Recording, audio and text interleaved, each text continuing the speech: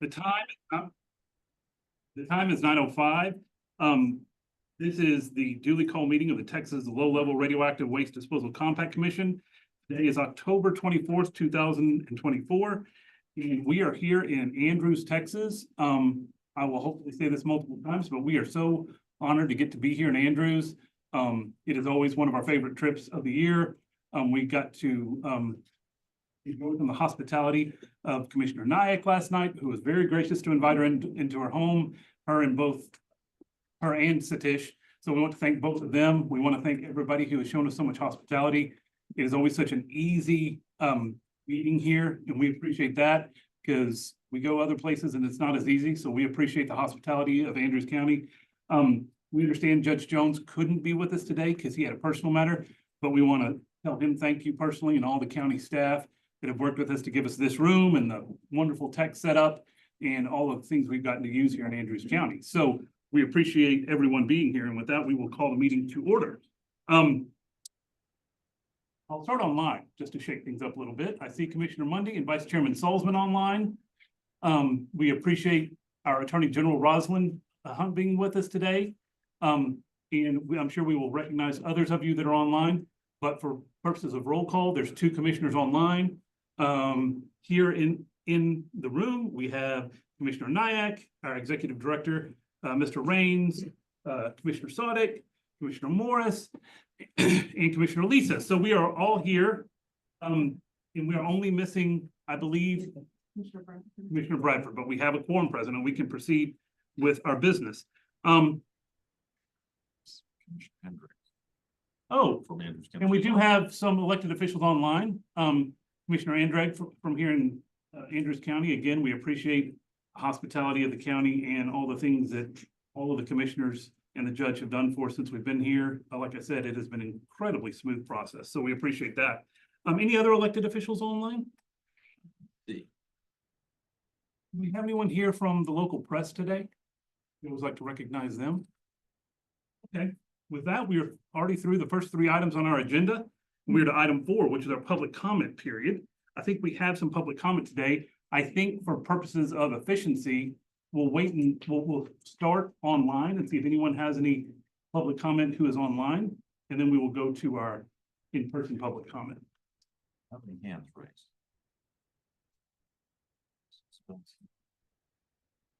Okay, seeing no hands raised, as a reminder, for those of you online, if you would use the raise your hand function in the Zoom tray at the bottom of your screen, if you want to speak at any time, we will try to recognize you as soon as possible, but we see no hands raised online. And so with that, we will invite others here in person to provide us any public comments.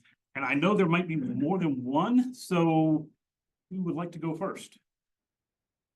Ms. Perales. Absolutely. And if you would just state your name and who you're with. Good morning, Mr. Chairman, Commissioners, and Director Raines. Thank you for allowing me to speak before you today. My name is Monica Perales, and I am counsel for Fasken Oil and Ranch and the Permian Basin Coalition. I'd like to provide you with an update on my client's case that is presently before the Supreme Court of the United States. Before I begin, though, I wish to share some concerns regarding the current status of the low-level waste. Despite reports made by WCS as to the geologic stability of this region and of the area surrounding their site, we have been experiencing earthquakes and recently had one measuring 3.2 in late September. That was just 11 miles, and the epicenter was 11 miles from WCS. So I'm here to ask that you and TCQ provide the public with detailed information as to any ongoing checks into the integrity of the concrete pads and the integrity of the casks of the Los Alamos waste and of the canisters. Now, regarding our lawsuit, despite promising the Andrews community not to expand beyond waste classes A, B, and C, WCS filed an application with the Nuclear Regulatory Commission to store reactor-related greater than Class C waste and spent nuclear fuel. In response, we formed a coalition that sought to inform the community to spread awareness and give them some insight into the plans that WCS, JF Lehman, and the NRC had for Andrews. You see, just like this commission for years, the people of Andrews had really only heard one subjective voice, that of WCS. So our coalition requested a new county resolution that mirrored WCS's license application. The resolution was to ban both spent nuclear fuel and reactor-related greater than Class C waste. The resolution passed and it led to a state law, but the resolution lacked a ban on that greater than Class C waste. You see, at the very last minute, Judge Falcon was asked to remove that waste class from the resolution. He said that he called the TCEQ for guidance and he was put in touch with an NRC liaison that asked him to leave it out. For years, our coalition was puzzled as to who would give him such advice and who would tell him that there was no such thing as reactor-related greater than Class C waste. But last year, the last time you all were here, in fact, I visited with Judge Falcon and we spoke about what had transpired. I'm grateful for that day because Judge Falcon and I resolved our differences and he told me that the liaison's name was Janeka.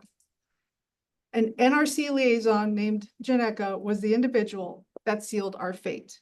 GTCC was left out of our resolution. Judge Falcon instructed me to prepare a packet of information on GTCC, which I did, but he then fell ill and he passed away. That packet was shared with the rest of the Andrews Commissioner's Court. At the Commissioner's Court, we had one holdout on the GTCC waste ban. She struggled to understand the materials, but eventually we got a resolution. And so that you're aware, there is a resolution in Andrews that bans GTCC waste. So our fight is not just before the Supreme Court. We have a fight on two fronts. One at the state level against GTCC and one at the federal level against spent nuclear fuel. Our case before the Supreme Court was filed against the NRC for unlawfully issuing the waste licenses and for barring concerned citizens and the state of Texas from participating in the licensing process. I'm sure you're aware that it's not just Fasken, it's not just the coalition, but the state of Texas is a party to the suit. We are co-petitioners. And although Dave Carlson stated to you in Vermont last year that he was not aware of the status of the litigation, he is the president of WCS, and WCS filed as interveners in the case. And I will email that filing to all of you later today. It is unfortunate that this commission does not place this under oath when we stand before you to address you. We expect that the Supreme Court, will hold oral arguments in March of next year, the first week of March. We also expect to continue having to fight to prevent WCS from bringing in anything more radioactive than Class C waste. Again, that was the promise that was made to this community, and we're not trying to put them out. Let me be clear, we are not trying to put them out of business. We want them to honor their promise to this community. A, B, and C, that's fine. That's what the people of Andrews agreed to. No matter who owns WCS, we will hold them accountable. They should keep their word. That's how we do things here in Texas. Thank you very much. Any questions for Ms. Perales?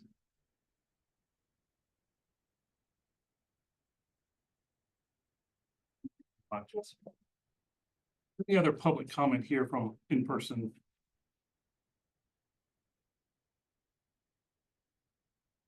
Oh, and for the record, Commissioner Bradford did join us, so we actually have 100% attendance now. Is there any other public comment online? Okay, with that then, we can move on from item 4 and move on to item 5, which is the report from Dave Carlson of Waste Control Specialist about current operations.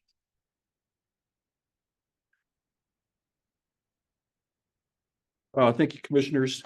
For this meeting, I've tried to do something just a little bit more visual.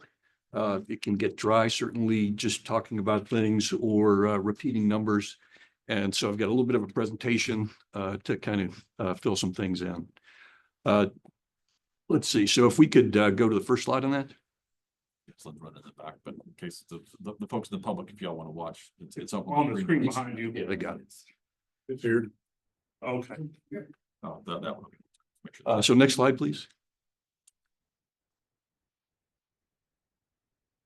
Yes, Lynn doesn't. There you go.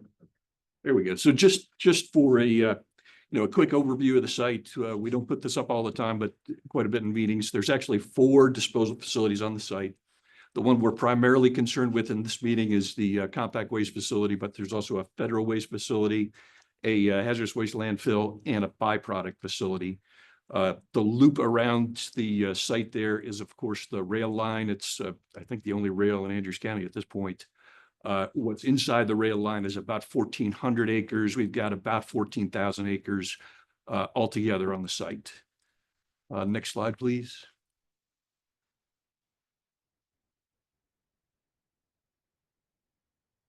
So just for a little bit of a refresher on what the facility looks like. The facility is built on a red bed ridge that runs through the area. It runs kind of from the northwest to the southeast, more or less. And so the facilities are positioned on top of that red bed ridge. The reason for that is we've got about 600 feet of red bed clay below us. And that red bed clay is relatively impermeable. If you had to measure the flow rate of water, if you had water out there through this red bed clay, it'd be in the range of one foot per 1,000 years. So it'd be a very slow flow rate compared to other facilities that are built in other locations.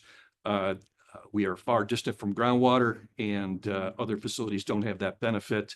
Our other benefit is that we're underground. So when we finish, we have a 30-foot cover that goes on top. So a cover that we can calculate out the longevity of it.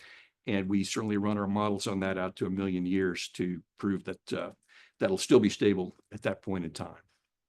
What we have, frankly, in Texas is the newest and most robust waste facility in the U.S., but also in the world. Next slide, please. Here's just a picture of our compact waste facility to see what it looks like. Those are the modular concrete canisters that we dispose of waste in that facility. This is a facility that's regulated by the TCEQ, the Texas Council on Environmental Quality.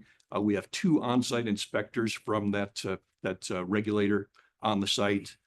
Everything about this facility was funded by the company, privately developed, but the facility itself, the compact waste facility, is owned by the state of Texas.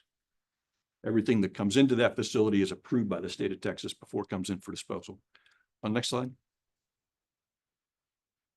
So just going through some of the public information that we put out in every meeting. We're into a new Texas fiscal year right now. So we're 1 month in through the end of September. And our in-compact disposals are displayed there, 2,331 cubic feet of waste and 9 curies disposed, and out of compact, 1,534 cubic feet and 17,406 curies.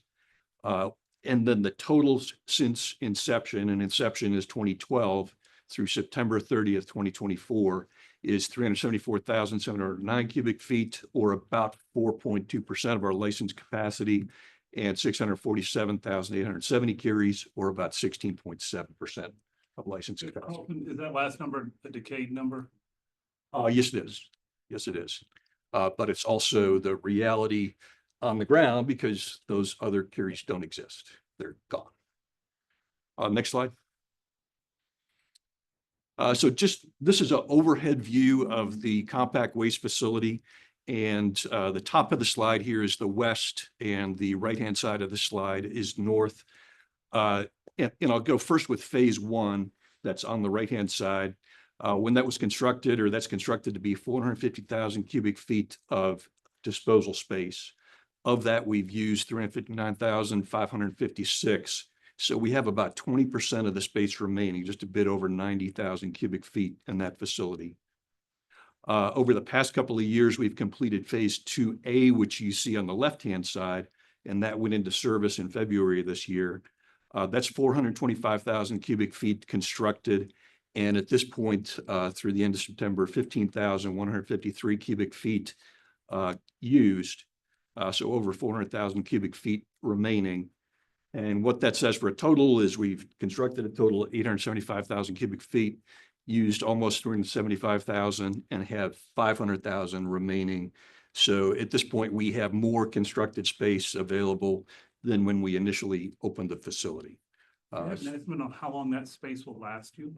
Well, the space that we've used so far has taken 12 years to use up.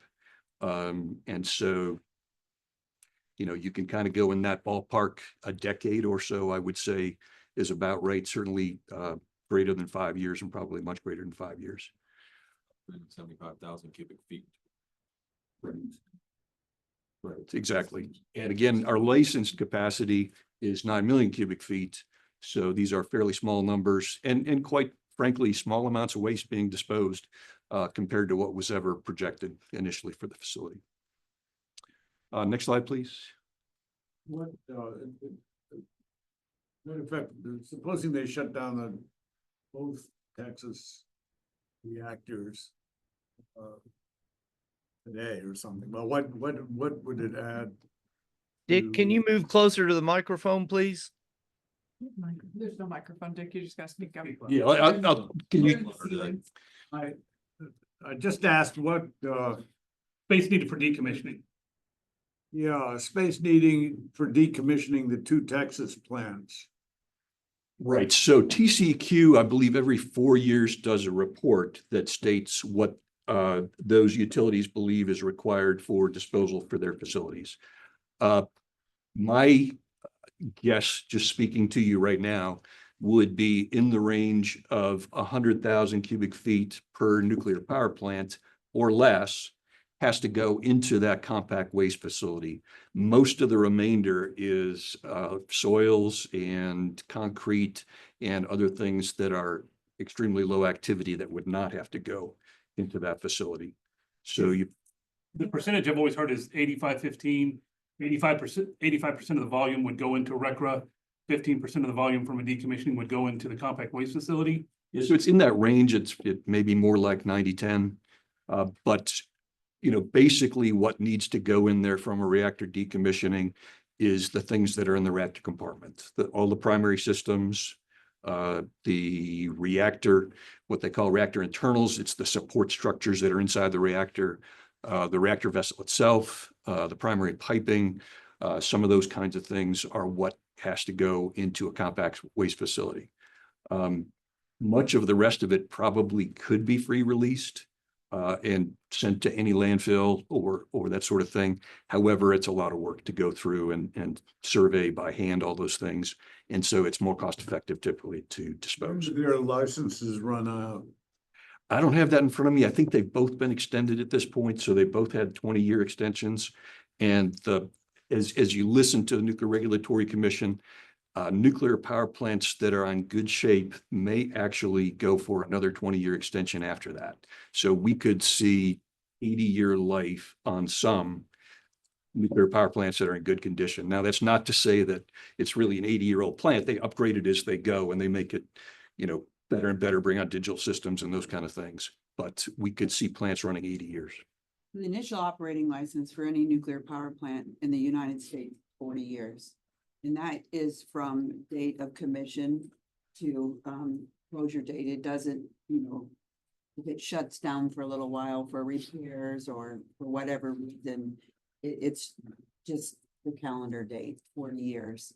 Almost every plant in the United States has done that's still operating has done an extension for 20 additional years. That puts them at 60 years. Yeah, Vermont Yankee did that, but Yeah. Yeah. And that's always true, right? Plants can shut down before the end of their operating license. And Dave is right. There's many plants. Many is a bad word. Some plants have already prepared the paperwork, and I think there's even a handful that have submitted paperwork for to go to 80 years. I'm sorry, yeah, to 80 years. And they may go longer than that. It all depends upon the condition of the materials. Got an update at the mothballing the Palisades plant. Yes. Bringing it back because of the need for power. And there's I'm gonna forget who is actually sort of funding it, but TMI, 3 Mile Island, that has been shuttered for a long time. They're looking at bringing that back operationally to support energy needs for data centers. And Google and AT&T and Microsoft. there you go. Google, AT&T, and Microsoft, the microphone. Very interesting. So, Sorry, we didn't mean to derail you, Dave. Go ahead. so what that leaves the possibility of is if they were to extend for 80 years, they'll continue to need access, out to 80 years. So important thing to keep in mind. So just looking at the surcharges, of course, in addition to taxes and other payments that we make, we pay surcharges. So our latest quarterly payments, and that's the Texas fiscal year Q4 that goes from June the 1st till the end of August.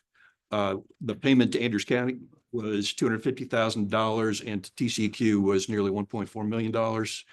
And our total since inception, again, that's 12 years, is about $85,000 to TCEQ and almost at this point, $19 million to Andrews County. For a total, I think earlier this year, we crossed over $100 million in terms of surcharges that have been paid since inception. Next slide. So one thing I wanted to do, it's hard sometimes to visualize exactly what's going on when we say we're disposing of waste. People may have in their heads that we're taking some kind of bucket and tipping it or whatever it might be. So I decided to put some slides in to show exactly what's going on. So when waste arrives at our site to go into our compact waste facility, this is the kind of container that you would typically see. This is what's called a type A container. There's also type B containers, which you would see with impact limiters and other aspects to it. We brought one of those to a community engagement panel meeting a couple of years ago, just to let people see it up close and touch it. These are designed that in an accident, there would not be any release of radioactive material. Next slide.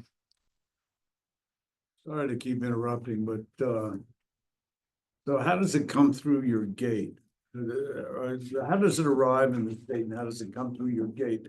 I take it that's where it ends up in these. So it comes into a staging location, Commissioner, and when it arrives at that staging location, of course, we already know it's coming. Of course, we've already seen preliminary versions of all the paperwork associated with it. So we know exactly what's on the road. It's already been accepted to come there. The Compact Commission's already understanding that it's coming. The TCQ understands that it's coming, but it arrives on the site. We go through and check its paperwork again to make sure that everything is in agreement with what's been provided to us previously. We go through and evaluate the conveyance itself in the container that it's in to make sure that there's no issues with the conveyance or the container. And then we actually take radiological surveys on it to make sure that those radiological surveys are consistent with everything that's been provided to us, which would make clear that there hasn't been shifting. And so, Excuse me, but I'm just getting at okay, you got a blue bucket there. And that blue bucket looks like it's going into the big bucket. Mhm. And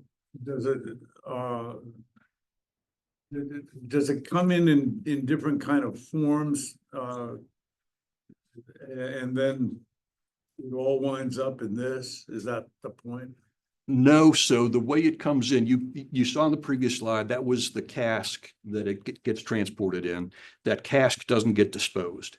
So once we've accepted it, we take it up to a facility where we're going to transfer what's inside the cask into its final disposal configuration. So what you see here is the lid has come off of that same cask. It's been removed. Again, we go and do surveys on that. The blue thing that you see being lifted is actually a metal container. And that metal container is approximately, well, it's a little bit less than an inch in thickness with a bolted lid. So that's a sealed metal container there. What's inside that container typically is filters coming out of a nuclear power plant or ion exchange media or, those sorts of things. It can be metals. It can be many different things might be inside of that container. That container gets removed whole, so it's never opened up by us in this particular situation, lifted to a modular concrete container and then placed into the modular concrete container ultimately to be taken to disposal. Do you currently receive any waste via rail? So we receive waste via rail that goes into all of our facilities, yes. Is that the same process off the rail as it would be off a truck? It's different because what we would be getting off rail would be larger items that wouldn't be in those same casks. So different configurations. So we would have many varying configurations. For example, coming into our federal waste facility, we have depleted uranium that's in the same configuration that our next door neighbor, Urenco, would receive it over the road. However, we receive it by rail. But in that process, those containers coming off the rail are also sealed and are never opened, correct? So I have to think through about it, 100 different instances here. But in general, things are sealed and never opened. There are rare occasions or some occasions where they have to be opened, where they would be taken in a building that's specially designed for that purpose. And if for some reason it has to be visualized before it gets disposed, it gets taken into a facility with HEPA filtration and people in appropriate protective clothing and so on. So they could visualize it, they would open it and then reseal it before it gets disposed. Mr. Carlson, what percent would you just guesstimate is rail versus over the road? Coming into the compact waste facility. Well, the whole facility, I'm talking about the whole facility. So if you look volume wise, we take a lot of, potentially contaminated soils, a lot of potentially contaminated concrete and those kind of things. So they would consume a lot of volume. But very low level. Not much in terms of radioactivity at all, if anything. And so rail would probably be, and I haven't looked at it recently, probably roughly equal with what comes over the road. And all of that waste you just described would go to the record facility, correct? Most everything that comes via rail goes to the record facility, but some things like depleted uranium that I mentioned, some things like some larger items out of decommissioning projects could go into the compact waste facility. So would most of the material going into the compact cell and the federal cell, so we're excluding RCRA, would that then be more by rail, by volume? No, going to those two facilities, it would be far more by truck than by Okay. rail. All right, thank you. One back to a previous topic. We understand that, TCEQ deals mainly with the gold sim model for you guys. Right. But is your model updated to include things like earthquake frequency and stuff? Is that included typically in modeling? So how the model, I'm not a gold sim expert, but how the model handles earthquakes is not, I can certainly do something seismic at a future meeting. What I would tell you right now, though, is when you look at concerns for major earthquake disruptions, one thing that geologists tell me they do first is they look for quaternary faulting. And they look for, and what that means is a fault line that's likely to move again. And quaternary, I forget the duration on that. Tommy, you may be more expert on that than I am, but it's in the past, several million years. So you would look for faulting that happened in the past several million years to determine if you have the potential for a significant earthquake that would cause a problem for you. What we find, at least in our location in West Texas, is there are no fault lines like that, no quaternary faulting within, I believe, about 50 miles or so. It's not that kind of a geologically unstable situation because of the lack of fault lines. Doesn't mean the earth doesn't shake. So as Ms. Perales said, certainly we see the earth moving, with seismic disturbances up to 3 point whatever it was, but those are well within any design parameters that we have at our facility. They're far under our design parameters at the facility. But if you wanted to talk about seismic, we certainly could do that at some future meeting. I would have to, So I'd have to do more to study up to, to be able to go into more depth than that. Next slide.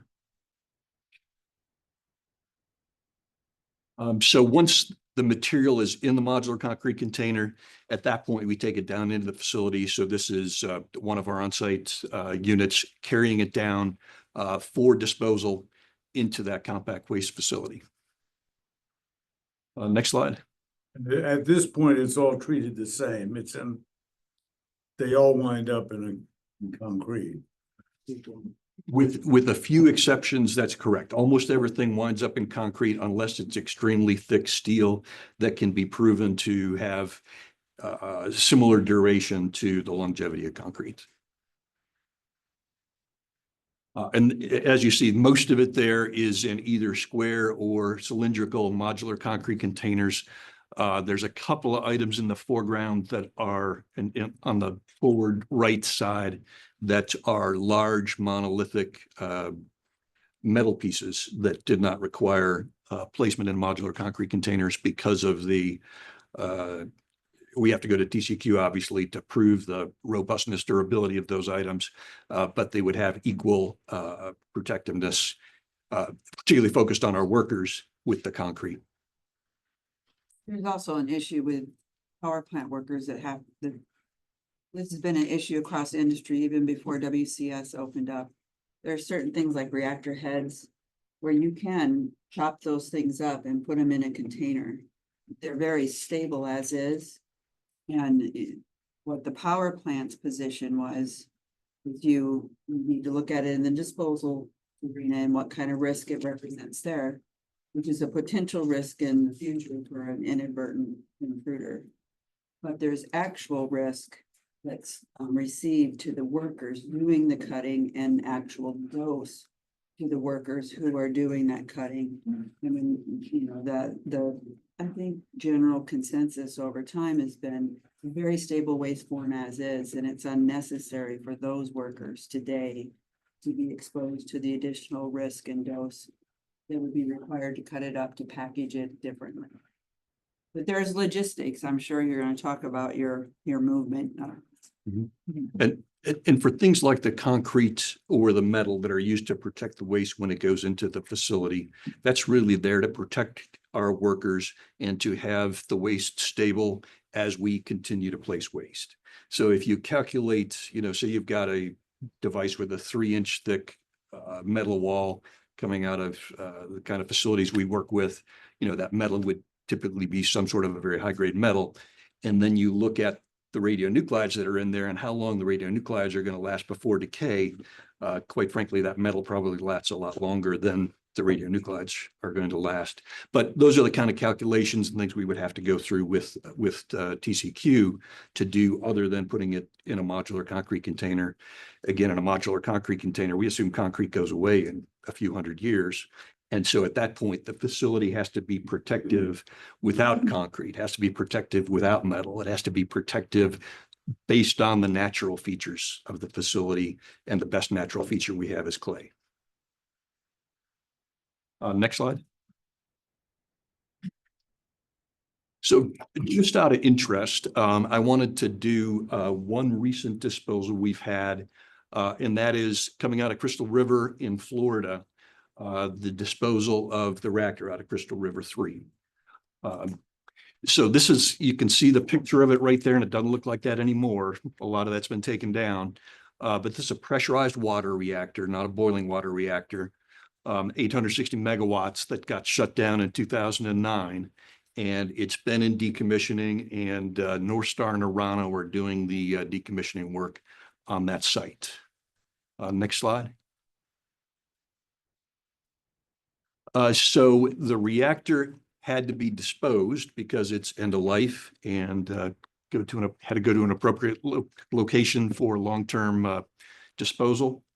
Arana's performed this cutting and transportation of this device. And what happened, you see the reactor on the left-hand side, and it got divided up into 4 pieces.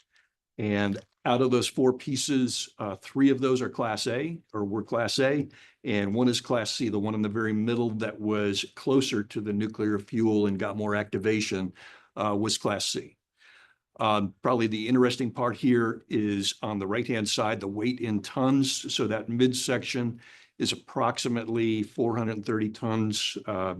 860,000 pounds. So a very heavy load to move and to put into a facility like ours. Everything here had to be packaged to meet all the NRC and all the DOT requirements in order to move it from Florida into the disposal facility, into the compact waste facility. Next slide. So the way that went was by sea across the Gulf of Mexico, by barge to Aransas Pass in Texas, and then by truck transport to the WCS site. This took a period of several months in terms of the road transportation. Next slide, please. So this moved all 4 pieces in January on a barge and only took about 7 days to get from Florida to Texas. Next slide. Oops, looks like a repeat. There we go. And there's arrival at Aransas Pass. Next slide.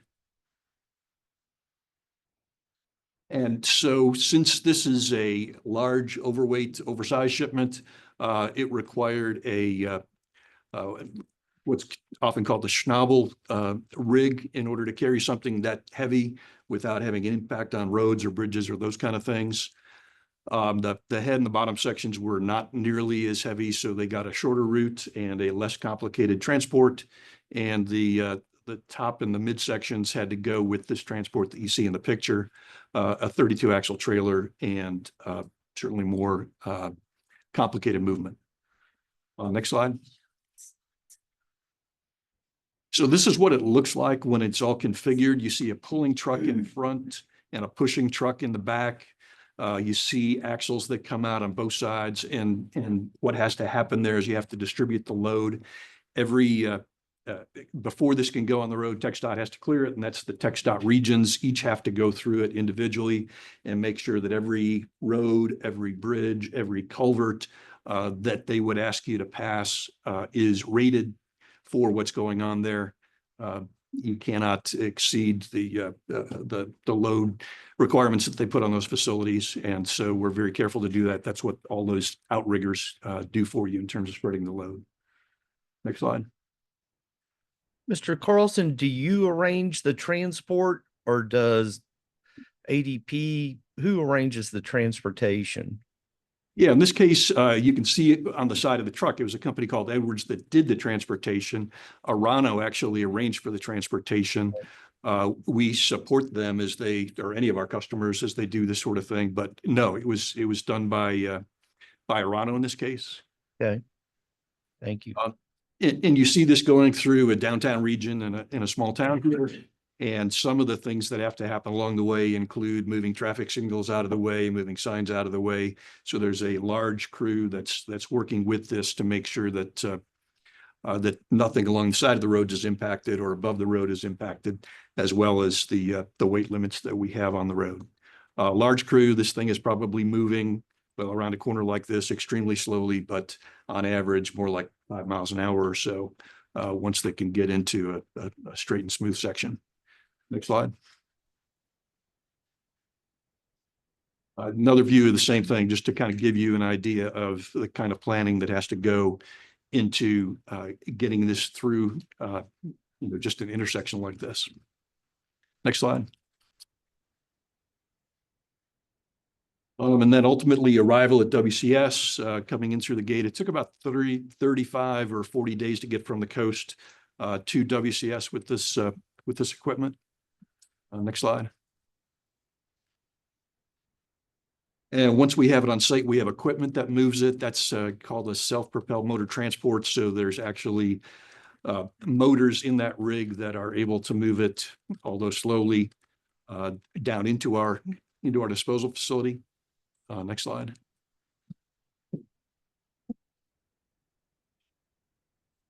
And again, this is going into our phase 2A, and you've got to negotiate corners, you got to negotiate slopes, and that's what's happening here as we bring this midsection of the reactor down into the compact waste facility. Next slide.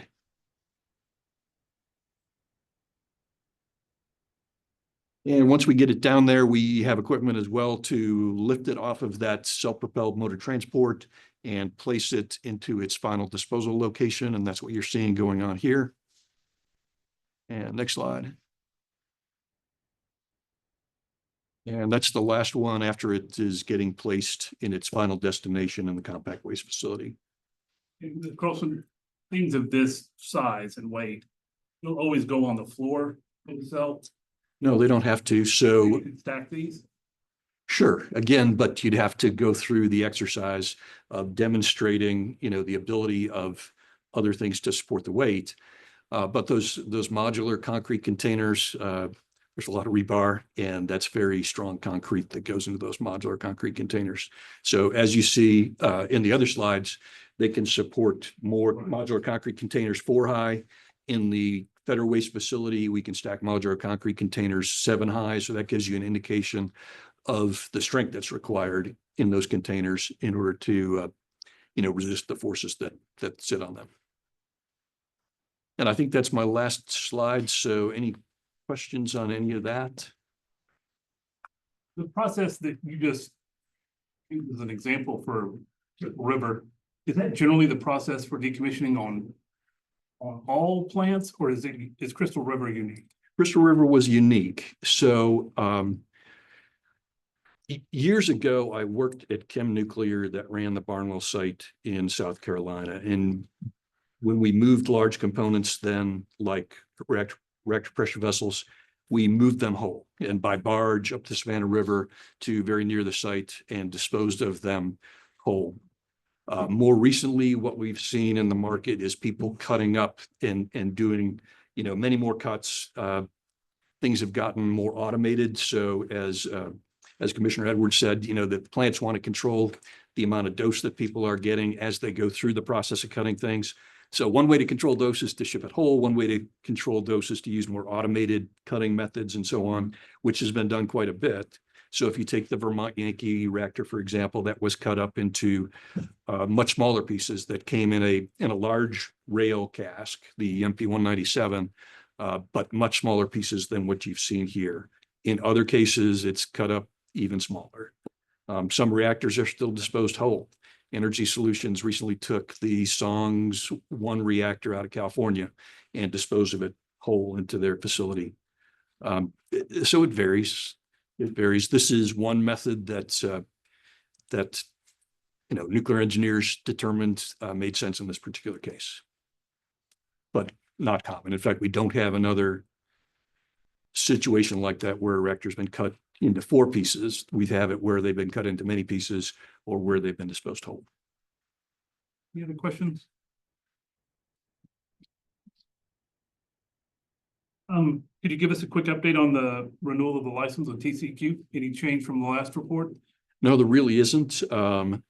We expect more questions as time goes on, as their reviewers get to various parts of it, and we'll respond to those as they come in.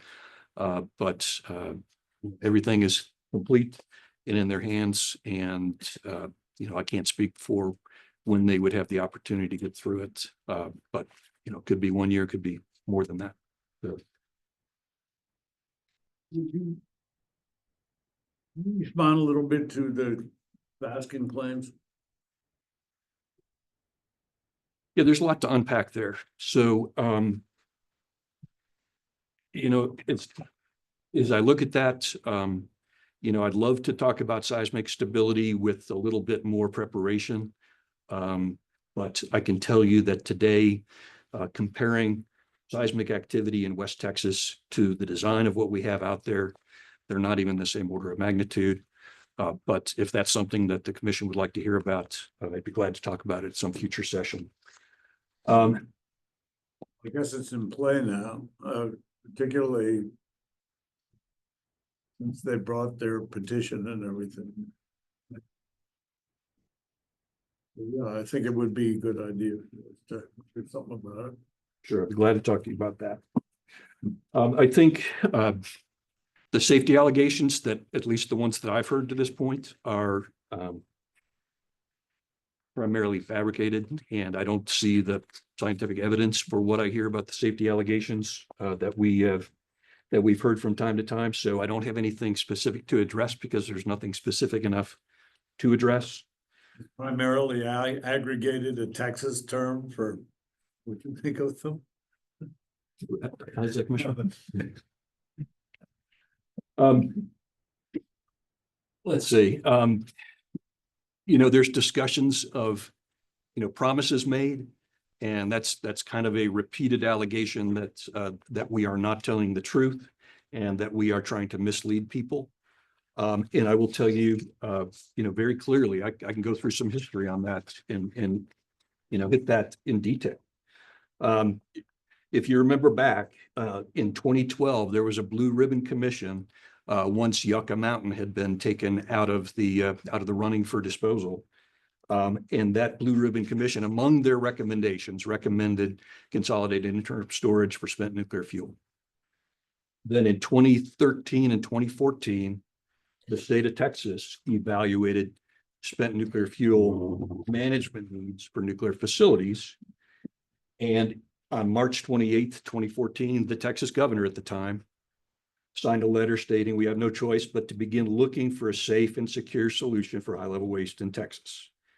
And the Texas Radiation Advisory Board, that's in 2018, a governor appointed advisory board issued a position paper recommending that Texas look at consolidated internal storage. So at this point, there was no action by WCS. This was things that were going on both at the federal and then at the state level. So when the governor of Texas and ultimately the TCEQ identified the option of interim storage of spent nuclear fuel and high-level waste in Texas, WCS began internal evaluation of that topic. We began public outreach in Andrews over several years, culminated in a community-wide meeting in 2014, participation of over 400 people, local citizens. And in 2015, the Andrews County Commissioners Court passed a unanimous resolution in support of CISF in this facility or in this county. Based on those things happening, and again, we talk a lot about consent, and on those dates when that happened, there was consent. I don't argue the fact that there is not today, but that was the situation back then. So we went out to the public and said, okay, we'd always intended to have a low-level radioactive waste facility in this location. And now the governor and the TCEQ have said, it could make sense for us in Texas to have a consolidated interim storage facility. Would that be acceptable to the community? And at that point in time, the answer that we got was yes. And we proceeded on the basis of a yes of seeming consent at that point in time. So by 2018, that application had been completed, and again in 2018 was submitted to the Nuclear Regulatory Commission. At the same time, then there began to be opposition. So, a statement that says that we've lied about what we were doing, or that we have misled people about what we were doing, or that we weren't open about what we were doing, at least from my perspective, doesn't seem to be the case. I believe we were quite open about what we were doing. And at the time we proceeded, at that point in time, had consent. So looking beyond that, a lot of things have happened since 2018. And so House Bill 7 at this point is the law of the state of Texas. And the law of the state of Texas says that there can only be storage of spent nuclear fuel at reactor sites in the state of Texas. That is the law of the state of Texas. And we, and interim storage partners in WCS have to abide by the law of the state of Texas. So, anything deeper than that, I can answer questions, but that's the way I see history.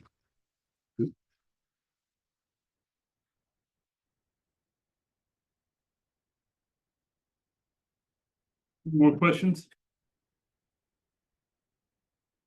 Can I ask a question? Would that be possible or? Sure. If you'll step up to the podium and announce your name and who you're with. Okay.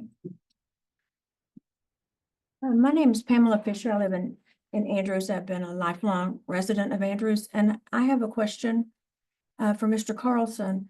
In seeing the safety protocols that you all follow in transporting the radioactive materials to your site, my question is, when you transported the material from Los Alamos, which was going to the WIP site, that was eventually transported to Andrews in what year? 2014, I believe. Right, okay, that's what I remember, 2014. And with all of your safety procedures and protocols, why is it so dangerous to move it now when it was not too dangerous to move it in 2014? Then it was too dangerous to move it in 2015. It was only supposed to be here for 6 months. That was what we understood when we didn't accept it as a community. We were told it was moved here. Now it's still here. You're still making millions of dollars, which I don't, it's no problem with me that people make money. It's a business. Why is it still here if it's so safe to move radioactive material? Thank you. Could you answer that, please? Oh, and also, could you explain that as Monica mentioned that only class A, B, and C materials would be stored here, which we're talking about a different animal, but the definition by which we understood class C materials fell under, we would like to keep that definition consistent and that no one can change the definition of class C that we receive in Andrews County. In other words, let's don't be calling a dog a cat and still call it class C. You know what I'm saying? Yes, ma'am. Okay, thank you. So help me remember if I don't address all of those, because I'm No, glad. that's fine. Just two basic questions. Why So- can't we move it back if it's so safe to move it? So let me talk first to the Los Alamos waste then. So when I first got here in 2018, my first meeting in the governor's office was to say, we are all about getting that waste out of WCS into WIP where it belongs. The problem that keeps that waste from being moved today is actually a regulatory problem with RCRA. It's got a code, and if you go into the RCRA regulations, it's a D1 code is the specific code that's applied to that. Now, I don't believe that that's unstable waste today. There's been many studies done by scientists on it that show that it's not unstable waste today, but from a regulatory perspective, they're not able to remove the D1 code until the Department of Energy, who owns that waste, takes further actions.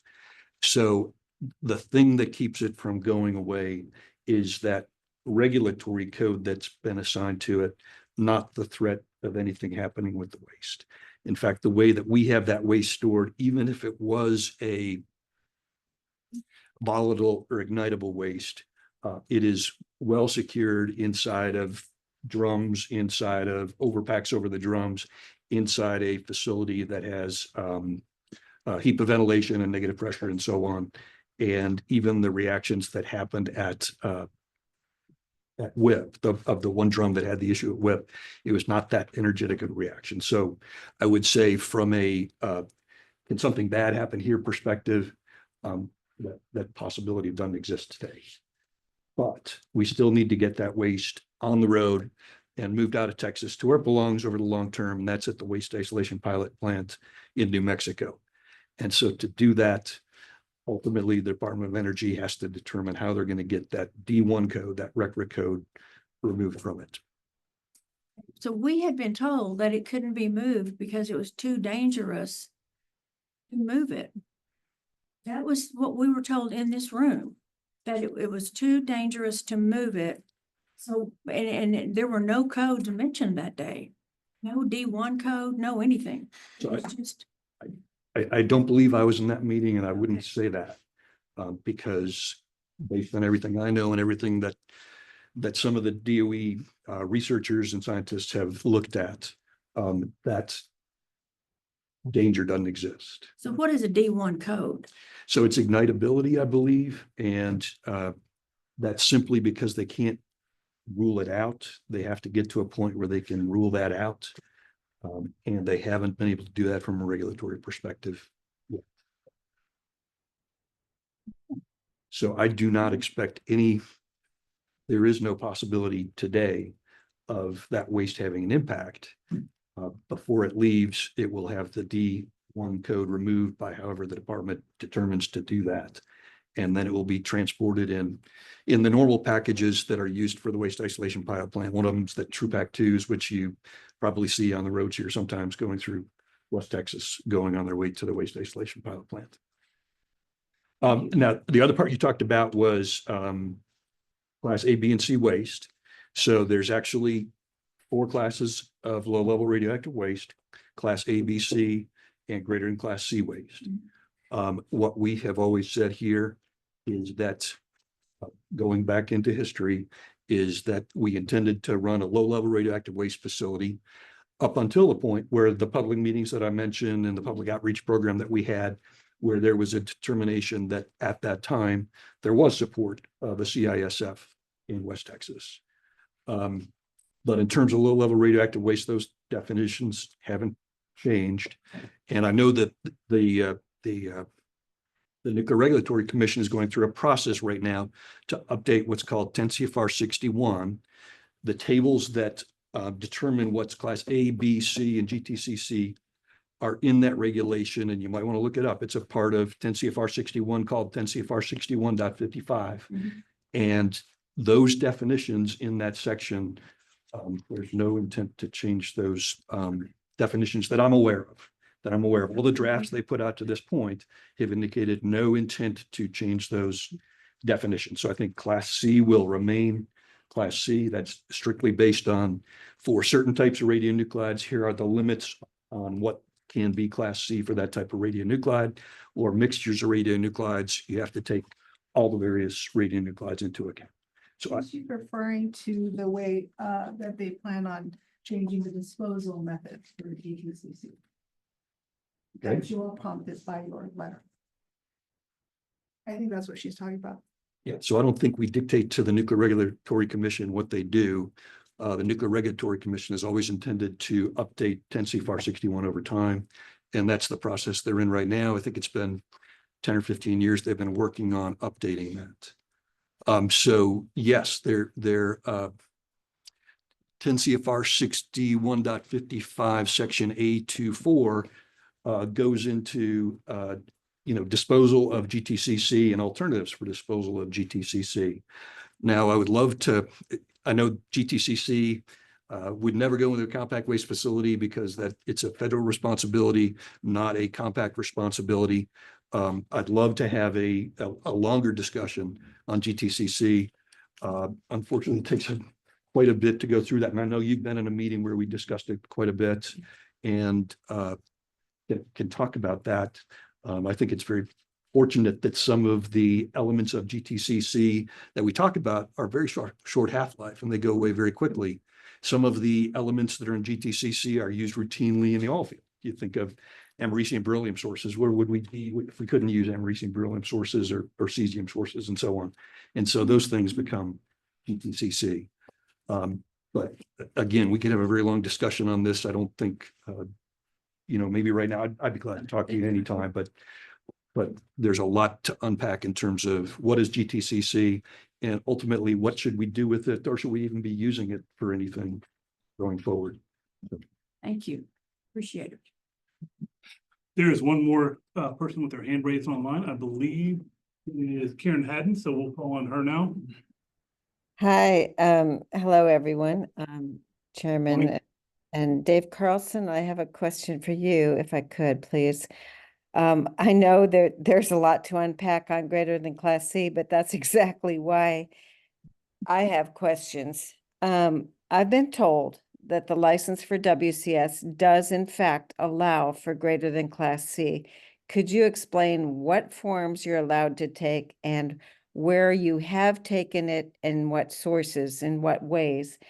And And if it's part of these big reactor heads, is there a portion of them that is greater than Class C? So the answer to the second part is no, and I'll go to that immediately. But we are allowed to store and have been allowed for a very long time to store GTCC at our facility. The GTCC that we do have stored at our facility came from a manufacturing facility in Houston, I believe, that manufactured sources both for oil and gas and for hospitals. And when they went out of business, there was materials that were at that facility that needed a home. And since it was acceptable under our license and by agreement with our regulators, we took that GTCC material in for storage, and it's been stored ever since. We do not have authority to dispose of GTCC on the site. So it is in storage. Alternatives to that, I suppose you could put it in a warehouse somewhere. But we have a very secure area where that material is stored. Is there a lot of it? I'm not sure how to take that question relative to the quantity of GTCC in the country. It's minuscule. It's not like it fills up a building or anything. It's a fairly small space. And it's in storage, is it enclosed? Everything is enclosed in packaging that contains the material. And how long has it been there? It was a EPA funded cleanup, probably before 2010. I don't have that in front of me right now. I could, again, study up on it and give you the details, but. And to clarify, so it's enclosed in packaging, but it's not enclosed within a building It's inside a building, yes, ma'am. also? You mentioned that it's some sort of a byproduct of the oil and gas industry, right? It's not a byproduct. It is Yeah, materials that are provided to conduct, critical activities in that industry, not produced by their actions. I misspoke, but it is ultimately produced by their activities. I mean, would Faskins, for instance, be producing? Again, they're not producing it. They are, they're using sources that are necessary.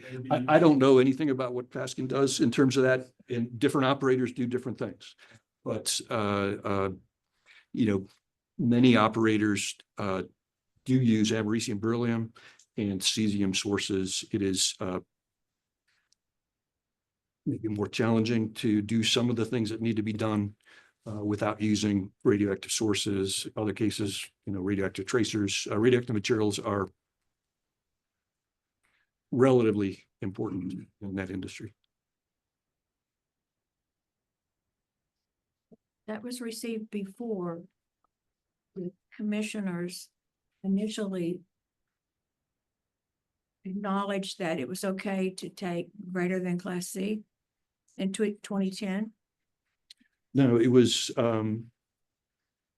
so we had a radioactive materials license back into even the 90s. And that was received under that radioactive materials license. GTCC was. Yes, that Okay. material.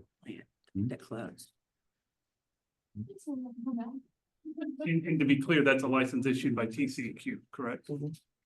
That is our TTQ license.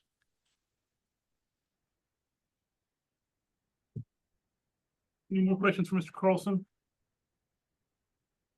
I have a question, but if you want a rebuttal, I'm happy to rebut. Otherwise, I don't want your meeting to get even further on.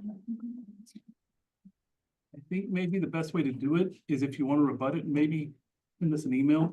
That way we can review it and Understood. digest it. Yeah, I'd like to give you the history from 1998 forward, because I've been here all along. I can tell you there's a lot. I'll do that in the evening. Okay, we appreciate it. Any more questions for Mr. Carlson? Very much. With that, we are through item number 5, and there has been a request for a break because we've been going about an hour and 10 minutes. So let's take a break for 10 minutes. So let's try to be back at 10:20. We'll resume our meeting. So until then, we are in recess. Call the meeting back to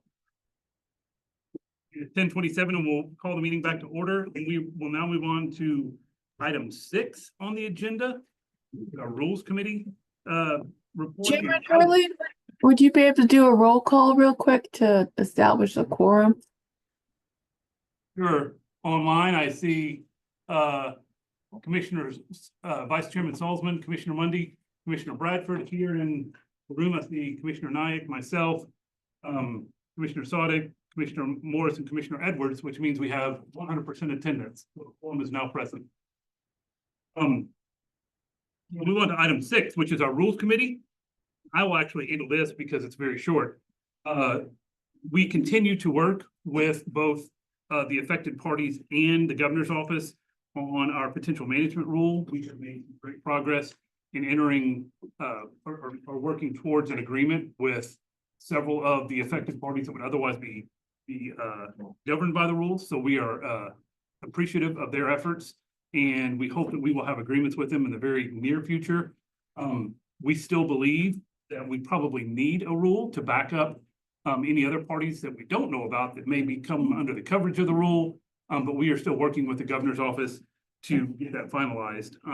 And it is still our intent, obviously, to make sure that we get to the point where we have a clear set of data about all waste, all low-level nuclear waste that's coming into our compact. And that is kind of our goal through the management rule and through these agreements. And I think we're making strides towards it. It's obviously taking a little bit longer than we probably anticipated or wanted, but it is a nuanced process, and we are working through it as quickly as we can. And we believe we'll have something here, hopefully in the near future. So with that, that is the Rules Committee report, not to steal Linda's thunder, but I've been working on that, so I wanted to have a chance to. So with that, we're on to item 7, which is a capacity committee report.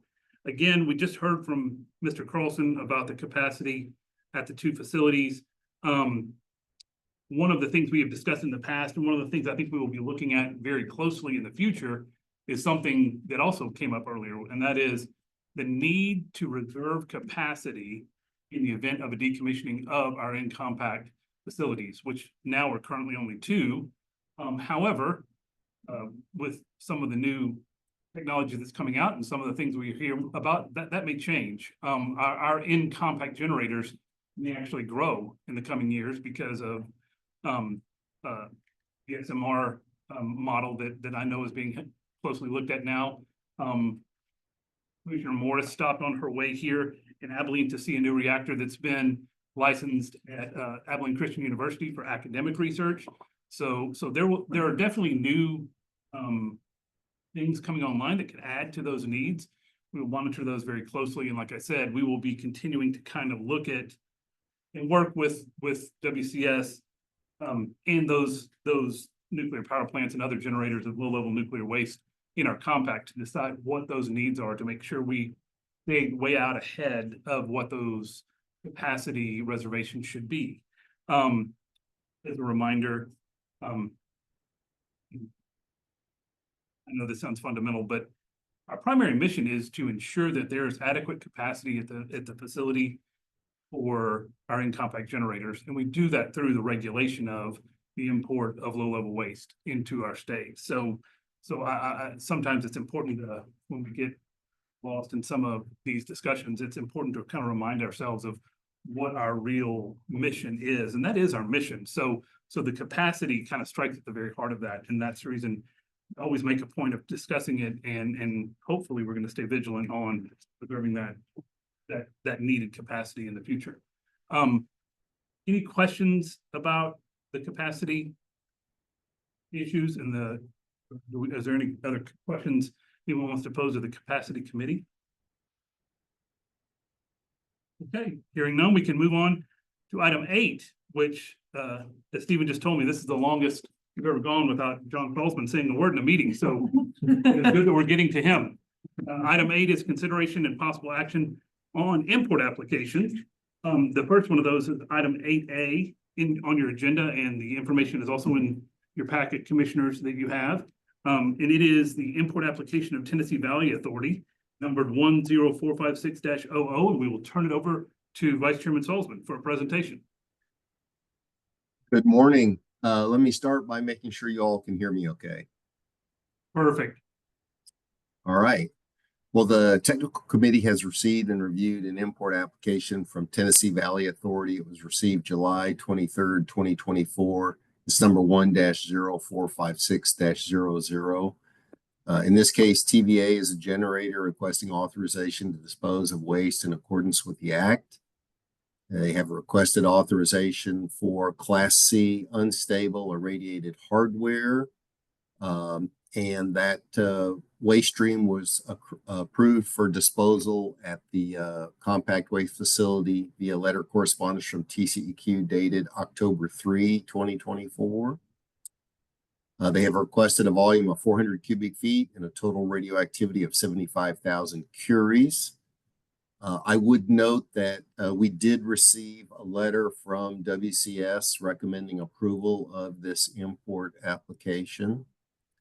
That waste will originate from the states of Alabama and Tennessee, which are part of the Southeast Compact and do not require export authorization. And I would also note that the applicant has requested an agreement for a fiscal year. So the agreement would terminate August 31, 2025. And if approved, this application request would need to be treated as contingent since it involves irradiated hardware in excess of 15,000 curies. Technical committee recommends approval, and I'd be happy to answer any questions. A quick reminder, we have a process that we use where if there is irradiated hardware and the request includes more than 15,000 curies, we make it contingent. And the reason for that is what we found is because it's hard to measure how many curies will be in that irradiated hardware, applicants tend to overestimate. And we were running into a problem because Texas law puts a cap on the number of curies that can be taken into the compact waste facility from out of compact sources of 275,000. So per year. And so what we were having was on paper, we were potentially exceeding that 275, but in practice, it never actually shows up. So the process we developed was that we were going to have a contingent grant of these curies. And when they get ready to ship, they have a much better handle on what the actual curie count is going to be. And so they then send us an updated amount that says we are now ready to ship. And this is how many curies we now have. And what we found is that through that process, we never get close to the 275,000 curies. So it's just a process where we grant them contingently. But if for any reason we ran out of curies because we exceeded the 275, it's always known that if you get contingent curies, they are doled out to you on a first come, first served basis. So that's the reason we refer to them as the contingent curie program.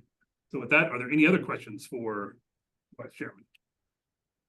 Mr. Chairman or Mr. Vice Chairman, and what you just described, who and how determines upon arrival that what we received actually matches up and mirrors the manifest? That's a really good question, and one that there's not a great answer to. So under the penalty, obviously, of violating both, I guess, NRC rules and probably DOT rules, the generator actually fills out a manifest that says, here's the volume, here's the curies, and I think those are 540, 541, and maybe even 542. And those are taken as valid. I don't believe, and John and Linda and Lisa may have more information on this, I don't believe there's a measurement done at the gate at WCS or at any point after that. And they may know that too. Yeah, I'd be glad to talk to it because it's an important topic. So yes, the generator characterizes the waste, but the oversight that they have for their characterization of the waste is, first off, they have to have a program that is approved by the Nuclear Regulatory Commission. So every nuclear power plant, for example, has a Nuclear Regulatory Commission program, a Nuclear Regulatory Commission inspector. They have to put procedures in place for characterization that would be compliant with NRC regulations. And then the NRC comes through and they do evaluations to make sure that they're following their own procedures and doing it properly. There's a lot of quality assurance is extremely big in nuclear plants. And so there's a lot of oversight from a QA perspective to make sure that the laboratories that are working with them on that process, that the instruments that they use are indicating properly. So that's the first step, is the Nuclear Regulatory Commission make sure their programs are okay. So when they're doing that, they know what they're shipping. We also participate in that for a generator that sends waste into the compact waste facility. We do an audit of their program. So we go out and evaluate their program. Our evaluation is, again, under the oversight of the TCEQ. So we're looking to make sure that their program for characterization is correct. So to develop that level of confidence that whatever they're shipping to us is exactly what they say it is. Now, they've got no reason to mislead about that. And you can kind of tell from a standard perspective what those numbers should be. And if it fell outside of that range, I think all kinds of flags would go up. But there are many steps of that oversight. Then once it arrives at the gate, as I mentioned earlier, we've received those preliminary documents in advance to facilitate the approval of that waste coming in. But then we would examine their documents coming in the gate, as would TCEQ, to make sure it is as they represented earlier. And then the other thing we do, you can tell something about the waste by the dose rates that are on the external of the container. And so they would have done those at the plant, sent those to us, we verify those. And so there's another check in that way. So I think based on the oversight programs that are in place, we have a high level of confidence that what they characterize that waste to be is correct. And perhaps, and Commissioner Edwards was involved in this at a plant, perhaps they're even conservative sometimes in terms of making sure that whatever numbers they're providing are, there's no possibility it's above that number. They might actually be less than that number. So we don't wait for it to get here and then figure it out. It's No, not at all. It's predetermined at the plant before it comes here, and it's got a lot of oversight. But my understanding is that you can't physically measure them at the plant, because to do so, you'd have to crack open the containers and make an exposure that is really completely unworkable, right? I mean, it would- Exactly. It's a highly, nobody's walking up to irradiated hardware and. Cracking open a container, and right. But it is a highly specialized process that uses specialized equipment to do underwater cutting, in some cases, and packaging of materials. Usually, in fact, I can't think of an example where there's a couple of contractors available in the United States to come in to help characterize, and they look at the metal composition, what trace metal components, how much nickel was in there, how much cobalt was. It's pretty complex. And then they look at the amount of fluence. That's how much radiation, neutron radiation, has it been exposed to while it was in service. And there's some calculations done. Remotely, there are smears that are taken, which just gives you a surface contamination, but it does tell you a little bit. Mostly you have to know what metal you started with and what that metal was subjected to in terms of fluence in order to do the characterization. And then there are checks and balances. So you have this independent contractor whose livelihood depends upon doing this accurately and conservatively. You have your in-plant personnel that go through DOT required processes to be a certified shipper, which allows them to characterize. They usually go through additional training on how to use the software created for creating the manifest and accounting for all the activity. And in a radiated hardware shipment, most plants will have a QC department, which is a sort of a separate program, still under the auspices of the plant, but their job is to make sure nobody's getting the plant into trouble. So they'll come and double check things. The program itself, like Mr. Carlson said, is inspected by the NRC. And, if they find problems, they can use enforcement activities to make sure that the program is brought up to speed. I don't know that has been required for anything related to this, but it's there as a check. So in the end, the plant cannot offer for transport something that they have not characterized. They have to know what they are offering for transport, and they have to document per all regulations and then sign for it with a certified shipper that they have properly characterized the waste. And then it can be offered for transport and go, for disposal. WCS and TCEQ have to accept that characterization is suitable for the disposal environment that is being sent to or shipped to. So let me ask you a follow-up. I appreciate that. So that I may better understand. So when the NRC governs over the way in which they characterize the waste before it's exported and shipped out, is that over all waste or only waste that's within their jurisdiction? So because some waste is governed by the TCEQ and some is governed by the NRC, isn't it? Because it's more, or by the local state entity, I would imagine. Well, that authority runs with the NRC, and they have agreement states where they allow the state to take on that responsibility. But when the NRC inspects a program, they inspect the program, not every individual shipment that is. So they look at the methodology and that sort of. Yeah. Okay. So understood. they'll come in and they'll say, show me all the waste you've shipped in the last 2 years. And there'll be a list of, however many shipments that they've done. And they will randomly pick 1 or 2 of them. And they'll say, okay, show me the sampling of this waste stream. Show me how you determined what was in the waste. So there's sampling that's easy to do for gamma emitting radionuclides and sampling that's difficult to do for hard to detect or beta emitters primarily. And there's a relationship between them that is developed through that sampling program and then is applied to other waste that is generated in that waste stream. So the process is used by the NRC to say, do you know how to characterize waste?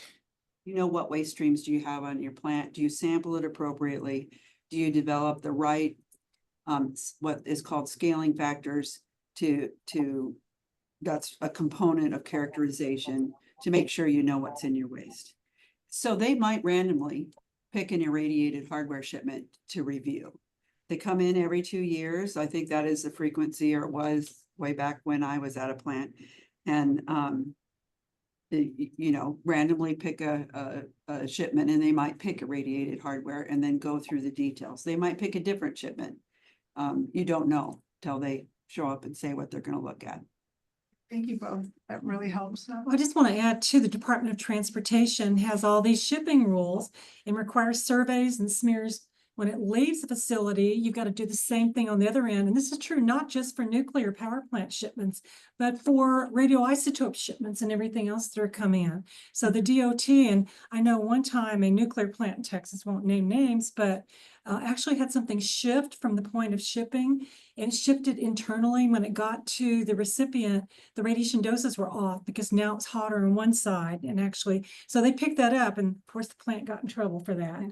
So, so this very, very, there's a lot of stuff that goes on. So I feel pretty comfortable with what's being done. And NRC, nuclear plants have NRC licenses, not state licenses, except for auxiliary operation stuff. Many, many years ago, I was a certified shipper. And, I have to, at that time, I had to put my John Henry on that form, saying that this was Big a deal. truthful representation of the waste. There was no motivation whatsoever that could have existed for me to falsify that information. I'd be in trouble for it.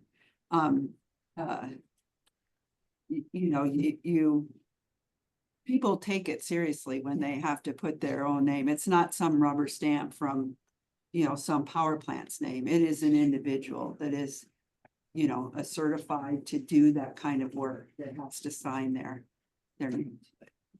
I really appreciate this. Thank you.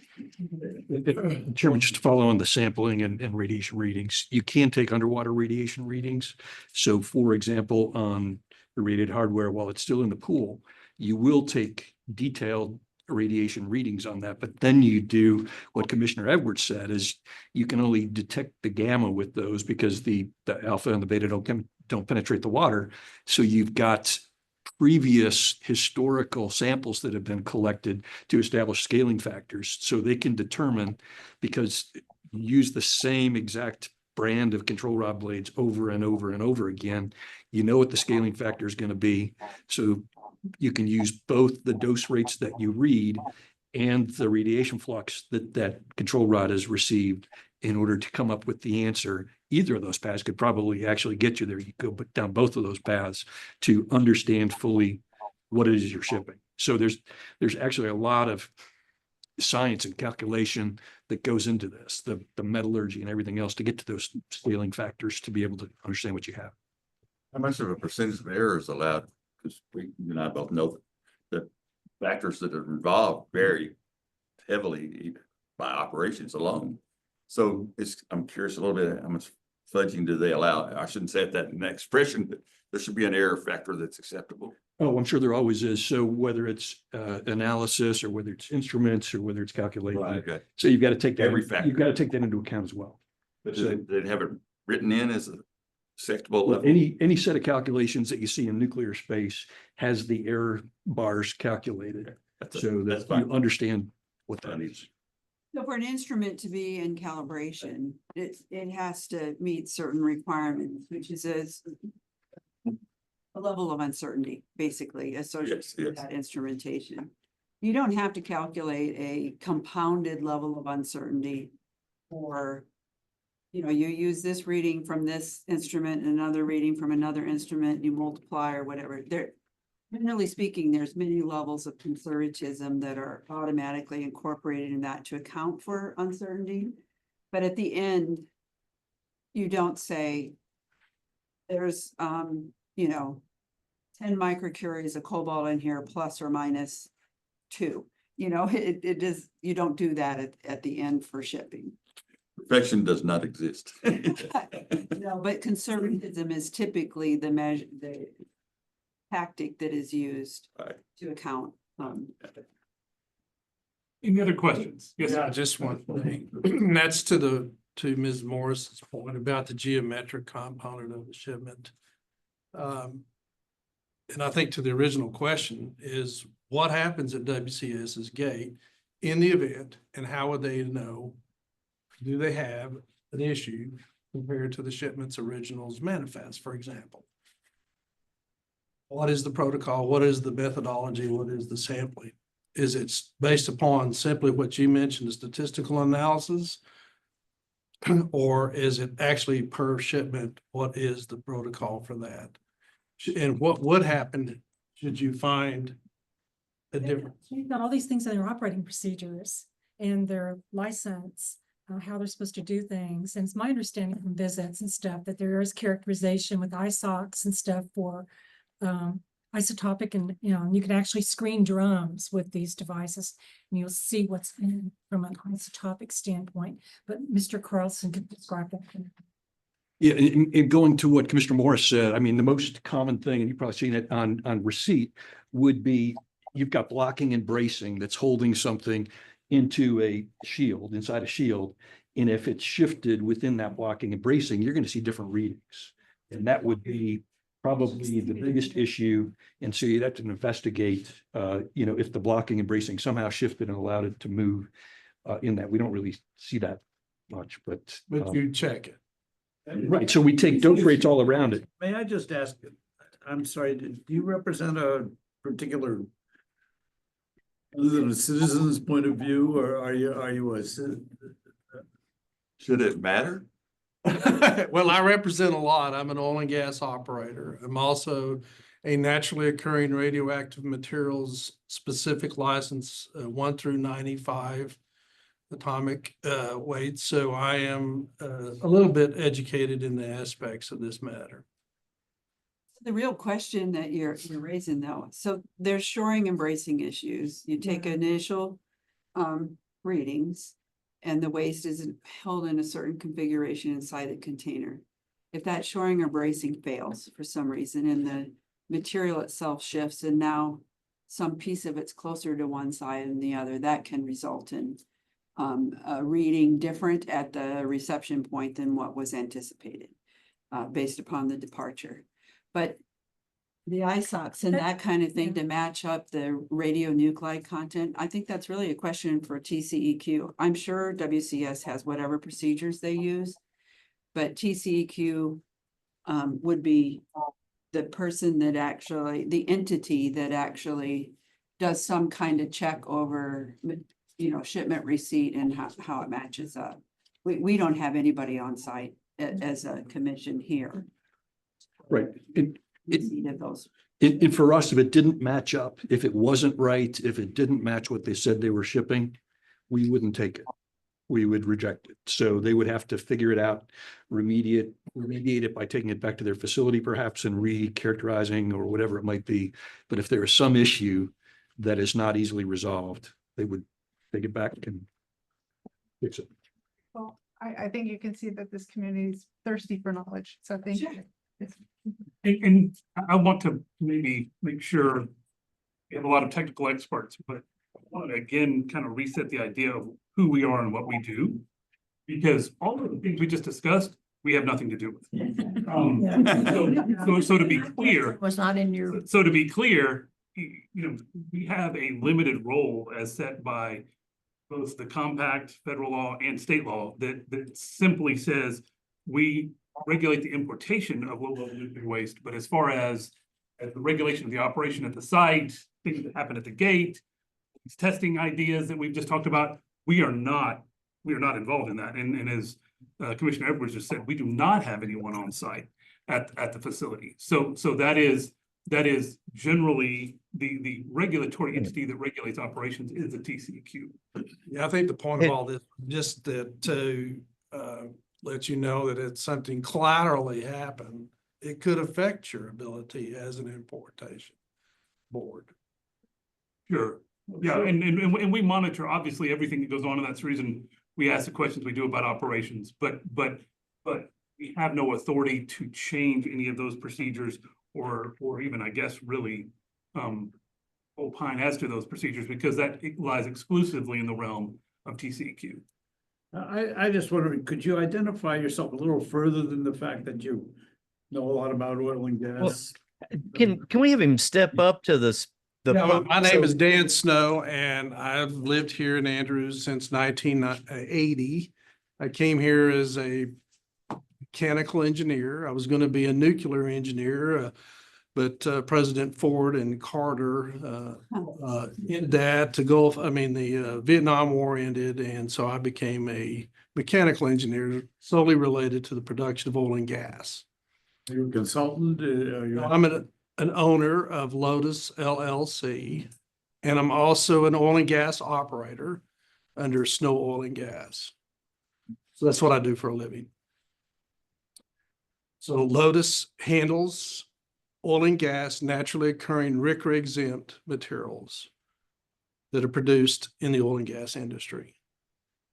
But I also have a specific license from the Department of Health for remote site decontamination activities without limitation to its reciprocity in other states. I also carry an NRC license in reciprocity with that connection to the Department of Health, specific license LO 5147.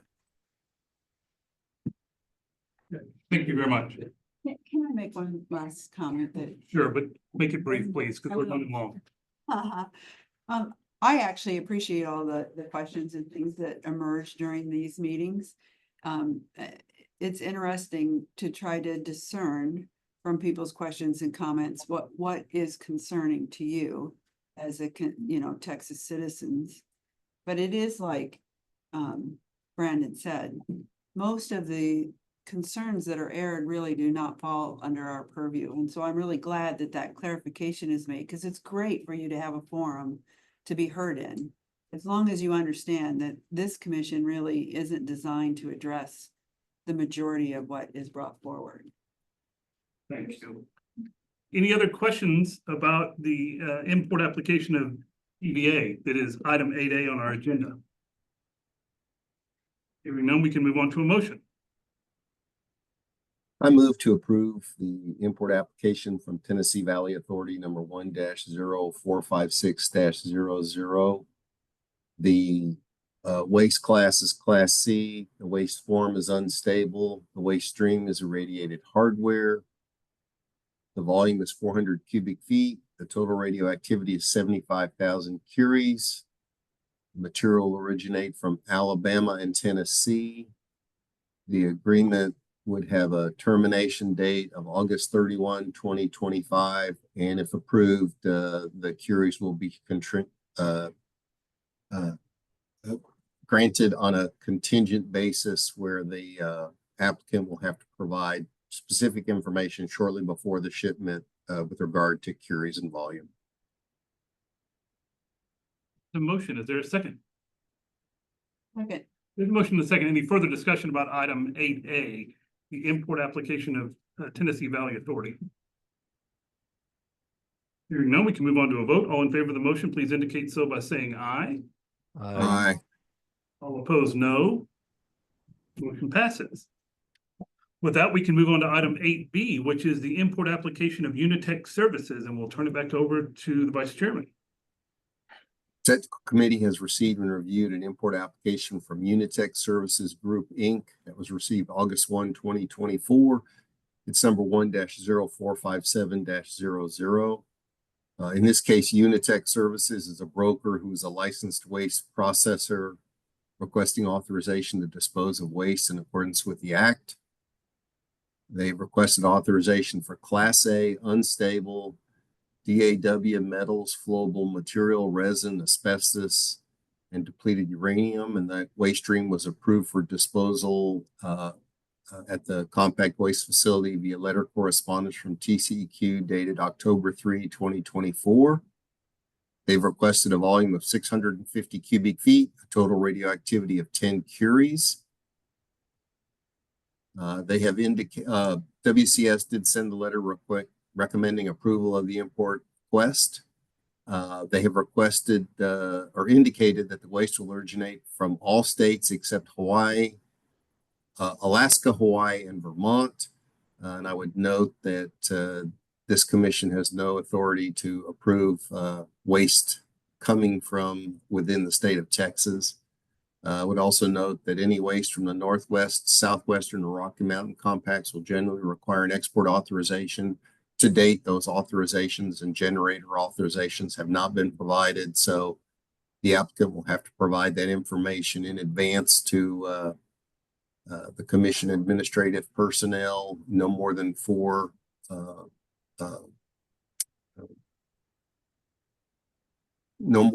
correspondence packages indicating what they intend to ship with the appropriate information.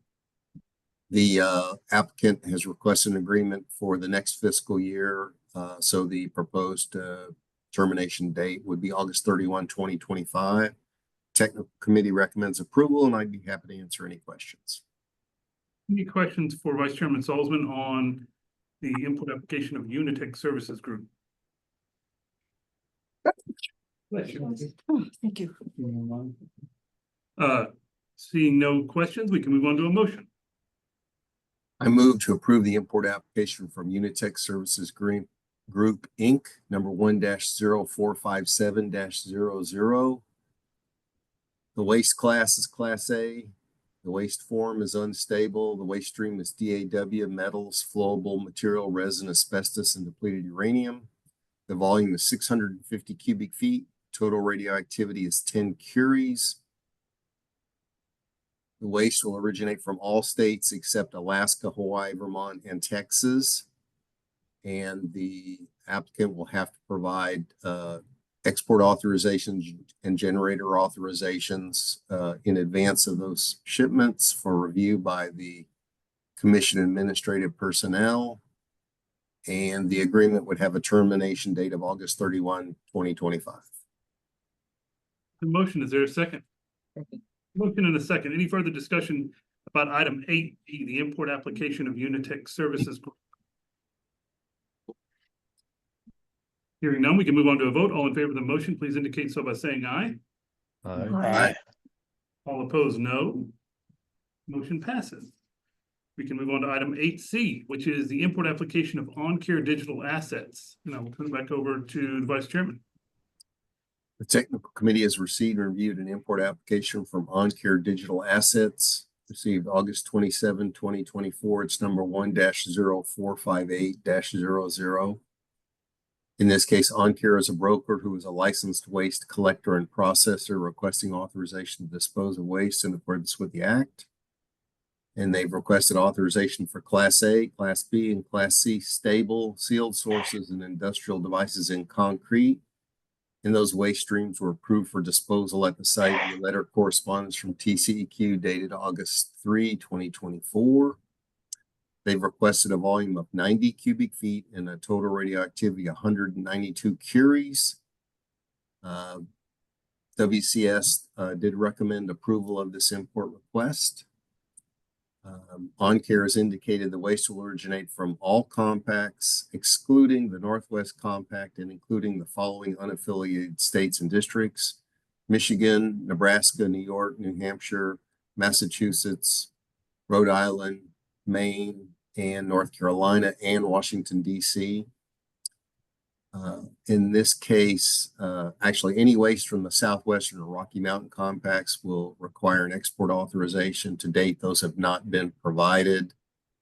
And I would also indicate that this commission has no authority to approve imports from Texas or Vermont. They have indicated that the waste will be from small quantity generators, and based on the requested volume, curies, and generator types, the commission concurs so long as none of the waste will be from a nuclear power utility. And they've requested an agreement for a fiscal year, so the proposed dates would be September 1, 2024 through August 31, 2025. Technical committee recommends approval, and I'd be happy to answer any questions. Any questions for the technical committee on item 8C, the import application of OnCare Digital? I believe there's one online, so we will call on Ms. Haddon.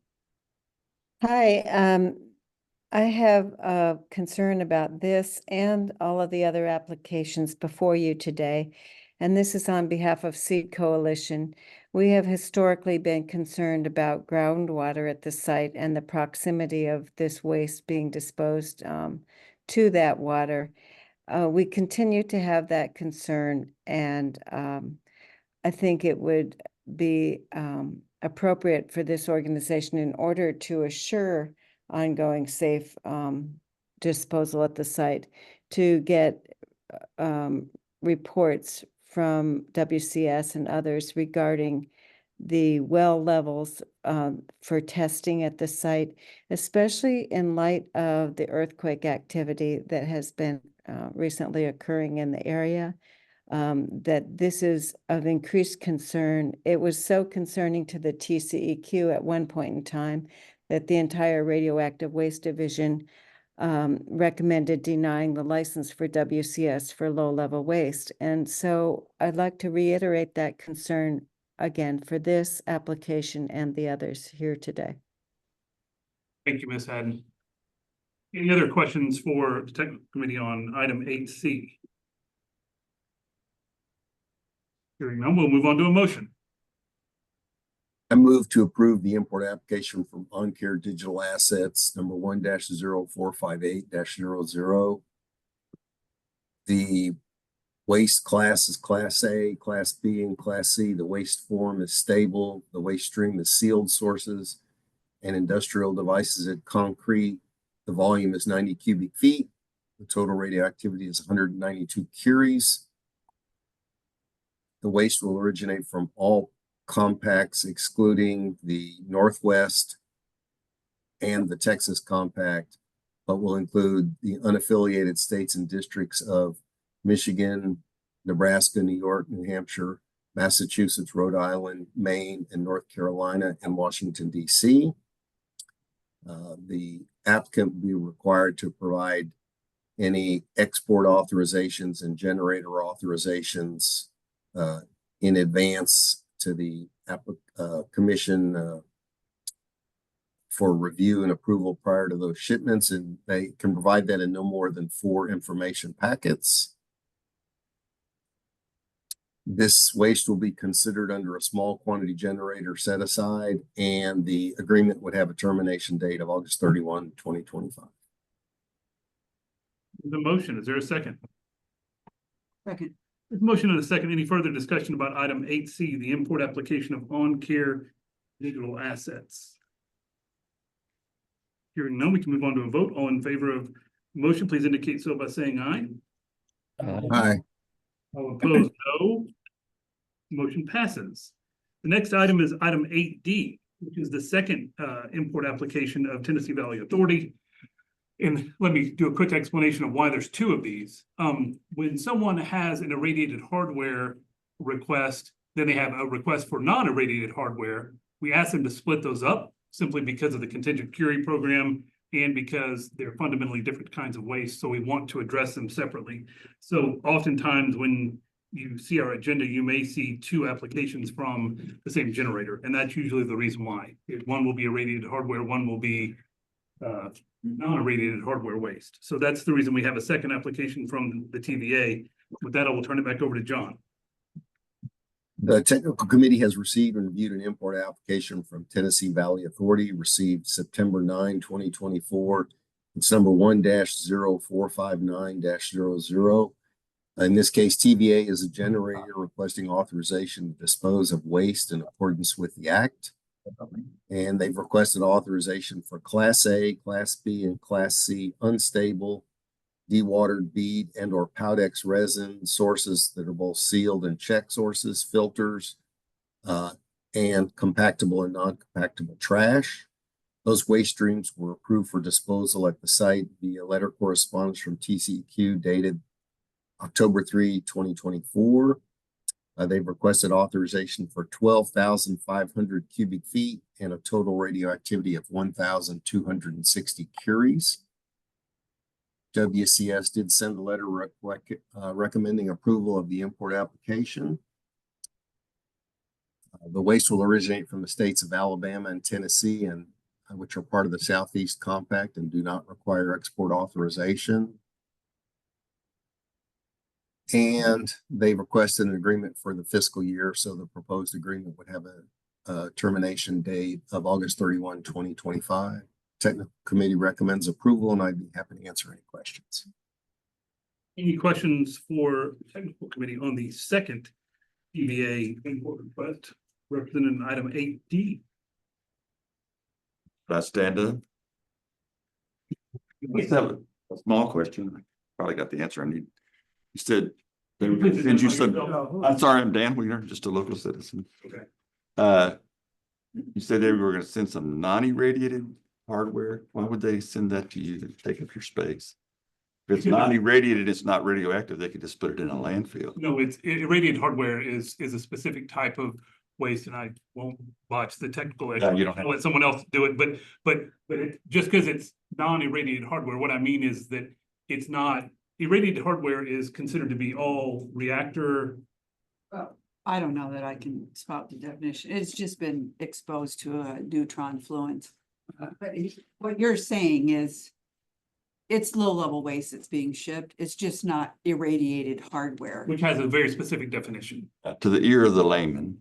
It says you're wasting your space. You put that in a landfill. If it's not irradiated, it never has radiation output itself. Still be contaminated and stuff. So it's an emitter. Yes. Okay. Trust me, I'm sure TVA would much rather dispose of it in a municipal solid waste landfill if we could, but I'm sure they can't. So, any other questions about the second application of TVA? I think we can move on to a motion. Move to approve the import application from Tennessee Valley Authority, number 1-0459-00. The waste class is Class A, Class B, and Class C. The waste form is unstable. The waste stream is dewatered bead and or Powdex resin, sources sealed and checked, filters, and compactable and non-compactable trash. The volume is 12,500 cubic feet. The radioactivity is 1,260 curies. Waste will originate from Alabama and Tennessee. And the agreement would have a termination date of August 31, 2025. There's a motion. Is there a second? Second.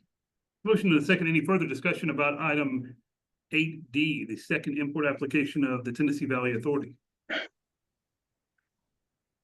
Seeing none, we can move on to a vote. All in favor of the motion, please indicate so by saying aye. Aye. All opposed, no. Passes. We will now move on to item 8E, which is the import application of Permafix. We will turn it back over to the Vice Chairman.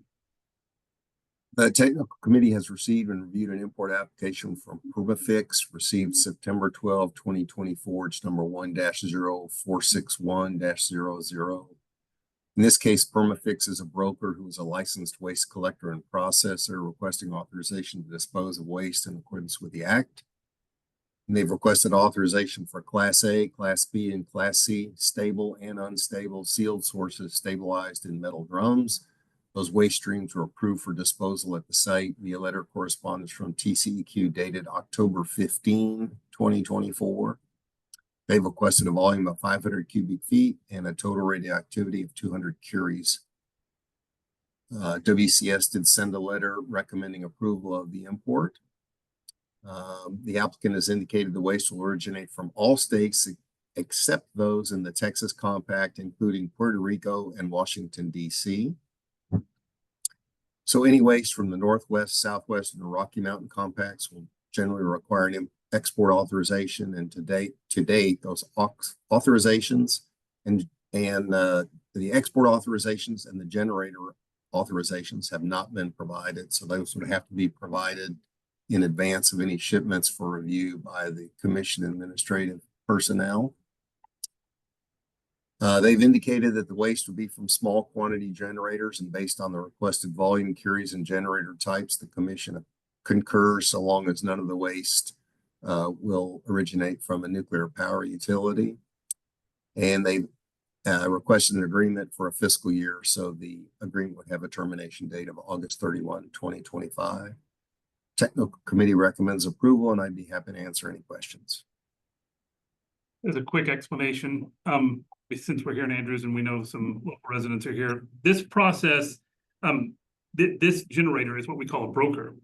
A broker is someone who doesn't necessarily generate the waste themselves, but works with people who generate small to medium amounts of waste, who don't have the technical expertise or possibly even just kind of the desire to come and send us an application and dispose of that waste individually. So brokers tend to go around and gather up waste from multiple sources and then dispose of it under a single import agreement. So that's the reason you hear oftentimes with brokers that they waste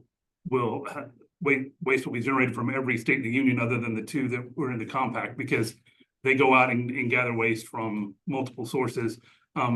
Examples might be things like an academic institution or a hospital, or even like anyone who uses x-rays, maybe a dentist's office, something like that. So there's any number of small generators that are served by these type of brokers. But I wanted to make sure that that was clear for everyone here in the audience, so they kind of understood why we entertain things like this from Permafix and how it's a little bit different than maybe the traditional nuclear power plant that sends an application request to us. With that, any other questions for the technical committee on the import application of Permafix? We can move on to a motion. I move to approve the import application from Permafix number 1-0461-00. The waste class is Class A, Class B, and Class C. The waste form is stable and unstable. The waste stream is sealed sources stabilized in metal drums. The volume is 500 cubic feet. The total radioactivity is 200 curies. The waste will originate from all states except those in the Texas Compact and include Puerto Rico and Washington, D.C. So any waste from the Northwest, Southwest, and Rocky Mountain Compacts will require export authorizations, and they will also have to provide generator authorizations. Those will have to be provided to the Commission administrative personnel for review in advance of any shipments. This waste will be accounted under a small quantity generator set aside, and the agreement would have a termination date of August 31, 2025. There's a motion. Is there a second? Second. There's a motion and a second. Any further discussion on item 8E, the import application of Permafix? Oh, and I should probably mention, since I'm explaining things, small quantity generator set aside is a decision that we made actually before I was on the commission. And a simple policy behind that is that we want to make sure that we reserve a small amount of capacity for these small quantity generators so that they always have access to the site. So every year, and John and Linda may have to help me on this, I can't remember how much is set aside for small quantity generators, but it is simply to ensure that people like the generators that the brokers work with have access to and capacity reserved for them. So what is the reservation that we make? It's not a hard and fast number, Brandon. Is it a percentage? It's generally been a couple thousand curies and not really so much related to the amount of cubic feet, but technically we haven't set an actual hard curie limit on small quantity generators, and it's varied. How much we've approved has varied over the years, from as few as a couple hundred curies to as many as, I think, 3,000 or 4,000 in one year. And the reason again why is because there's a cap on a yearly basis under Texas law of 275,000 curies. But we want to set aside curies specifically for the small quantity generators too. But those curies that we've set aside have always been a very small percentage of the 275,000 curie cap. So with that, I think we can move on to a vote. All in favor of the motion to approve the import application of Permafix represented in item 8E in our agenda, please indicate so by saying aye. Aye. All opposed, no. Motion passes. We can now move on to item 8F, which is the import application of Excel Energy, and I'll turn it back over to John. The technical committee has received and reviewed an import application from Excel Energy Prairie Island Nuclear Plant. It was received September 16, 2024. It's number 1-0462-00. In this case, Prairie Island is a generator requesting authorization to dispose of waste in accordance with the Act. They've requested authorization for Class A, Class B, and Class C stable and unstable feed resin, cartridge filters, and dry active waste. And those waste streams were approved for disposal at the site via letter correspondence from TCEQ dated October 3, 2024.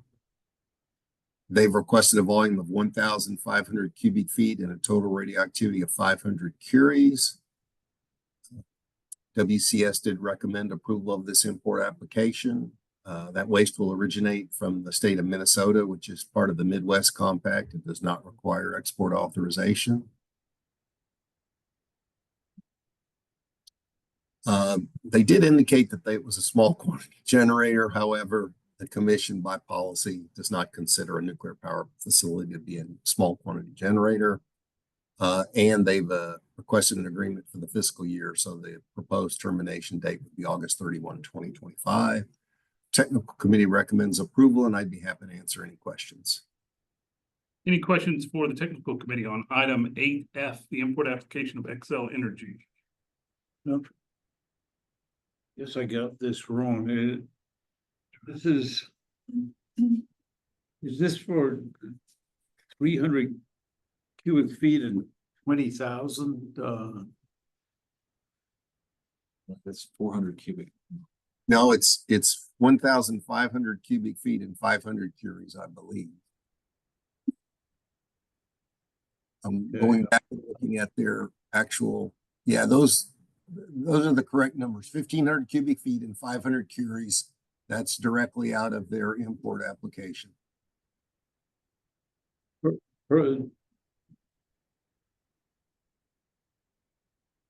My agenda says E, Permafix. We're on Excel. But then it's, okay, XL. Sorry, but my notes, I must have gotten them wrong. I just want to be sure we're on the same page. Sorry. Yeah, it's 1,500 cubic feet of pipe. On page, it's not, 155. 155 of 182. oh, okay, I would. All right, sorry. Any other questions for the technical committee on item 8F? Hearing none, I think we can move on to a motion. Move to approve the import application of Excel Energy Prairie Island Nuclear Plant number 1-0462-00. The waste class is Class A, Class B, and Class C. The waste form is stable and unstable. The waste stream is bead resin, cartridge filters, and dry active waste. The volume is 1,500 cubic feet. Total radioactivity is 500 curies. Waste will originate from Minnesota.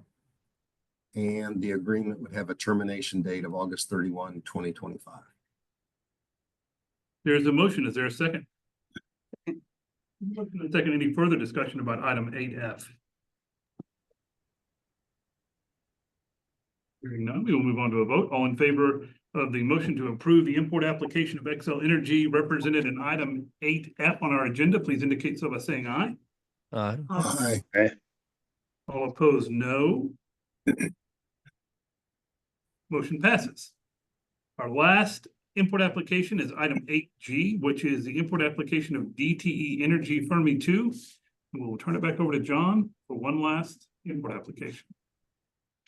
The technical committee has received and reviewed an import application from DTE Fermi 2, received September 16, 2024. It's number 1-0463-00. In this case, Fermi 2 is a generator requesting authorization to dispose of waste in accordance with the Act. And they've requested authorization for Class C stable irradiated hardware. And I would note that those volumes may include some secondary waste from cast decontamination. That waste stream was approved for disposal via letter correspondence from TCEQ dated October 3, 2024. They've requested a volume of 300 cubic feet and a total radioactivity of 20,000 curies. This application was recommended for approval by WCS. That waste will originate from Michigan, which is an unaffiliated state. And since this request was for radiated hardware in excess of 15,000 curies, it will have to be treated as contingent if approved. And the agreement would have a proposed termination date of August 31, 2025. Technical committee recommends approval, and I'd be happy to answer any questions. Any questions on item 8G? So this is the one with That's. Any questions of the technical committee on item 8G? Hearing none, we can move on to a motion. Move to approve the import application from DTE Fermi 2, number 1-0463-00. The waste class is Class C. The waste form is stable. The waste stream is irradiated hardware, including secondary waste from cast decontamination. The volume is 300 cubic feet. The total radioactivity is 20,000 curies. The waste will originate from the state of Michigan. The termination date for this agreement would be August 31, 2025, and the curies will be treated as contingent. And so they'll have to notify our administrative group in advance of any shipments and get an approval for those shipments. There is a motion. Is there a second? Second. Motion and a second. Any further discussion about item 8G, the import application of DTE Energy Fermi 2?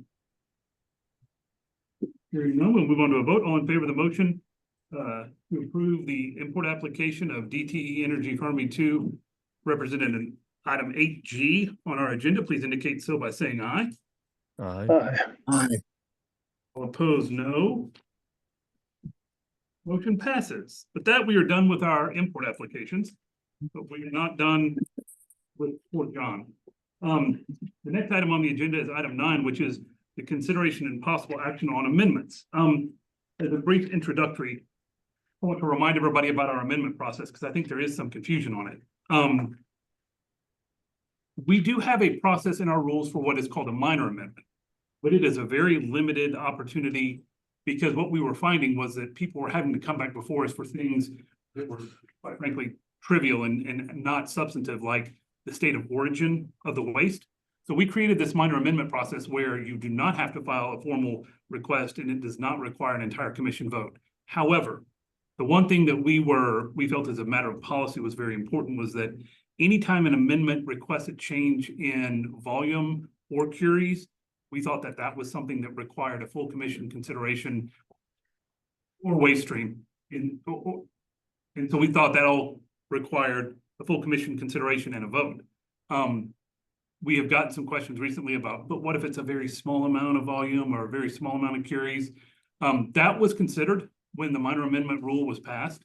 And what we decided was that that is such a hard to define idea of what is a negligible amount of curies or volume that it was best to simply require any change in volume or curies or waste stream to come as what I guess you would refer to as a traditional or major amendment and requires a full commission vote. So with that, we can pick up the one amendment request we have, which is from Bionomics, and we will turn it back over to the technical committee.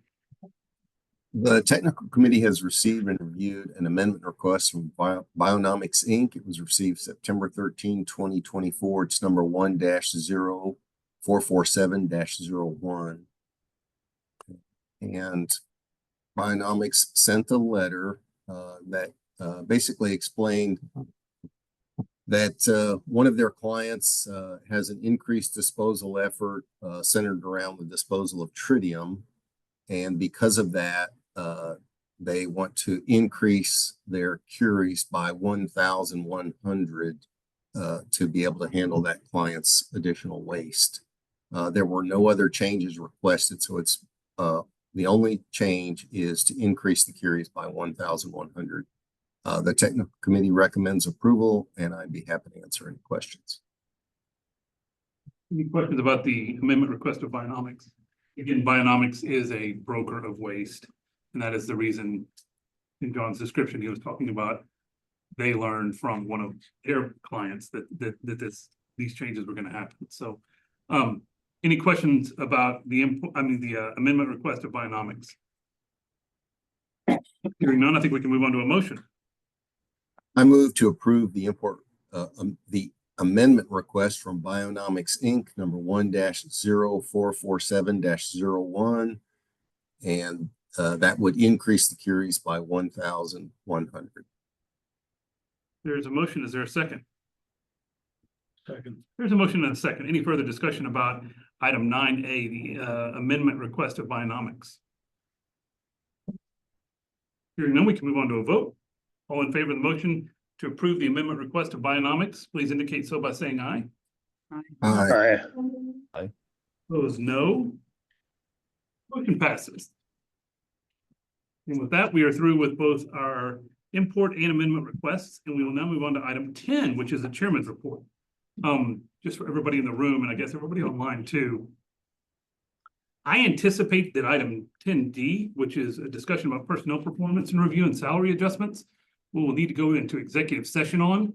So what I'm going to do, as long as Rosalind tells us we can do it, is I will do items A through C, but we will defer item 10D to the last item on our agenda. Is that okay, Rosalind, to do that? Yes. Okay, that way all of you don't have to wait around for us to come back out of executive session, basically. So with that, I'll start with item 10A, which is a report on communications with other compacts and the low-level forum. This may steal some of Stephen's thunder in his report, but the big news is that the forum is coming to Odessa in April. This will be a big event. The forum meets twice a year, and it is really turned into a very informative event. So it will be at the Marriott in Odessa on April 9th and 10th. 9th and 10th. We will be presenting there. We will probably also try to have our meeting on that date in Odessa, just to kind of coincide with it. These meetings usually have some wonderful speakers at them. Sometimes they even have NRC or DOE people that come and provide information that you really can't get anywhere else, so they are informative. We just got through with our most recent forum meeting, which was in Reno, which was very informative as well. Several of our commissioners attended that. So if you get a chance to go to one of these meetings, they're very worthwhile.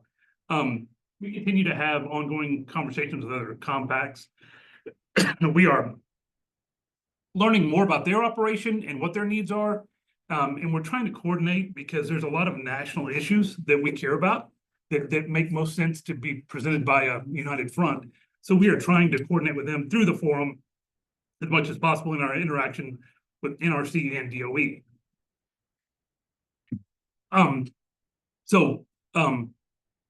We still find value in the forum. It is really our national voice, and we hope that in the coming months we will have even more to report on the things that they're going to present to some of our federal partners. The next item is 10B, which is our annual budget. It was approved last meeting when we were in Vermont. It's still in your packet, commissioners, and it will be needed when we have some discussions that will probably occur in executive session. But our annual budget has been approved.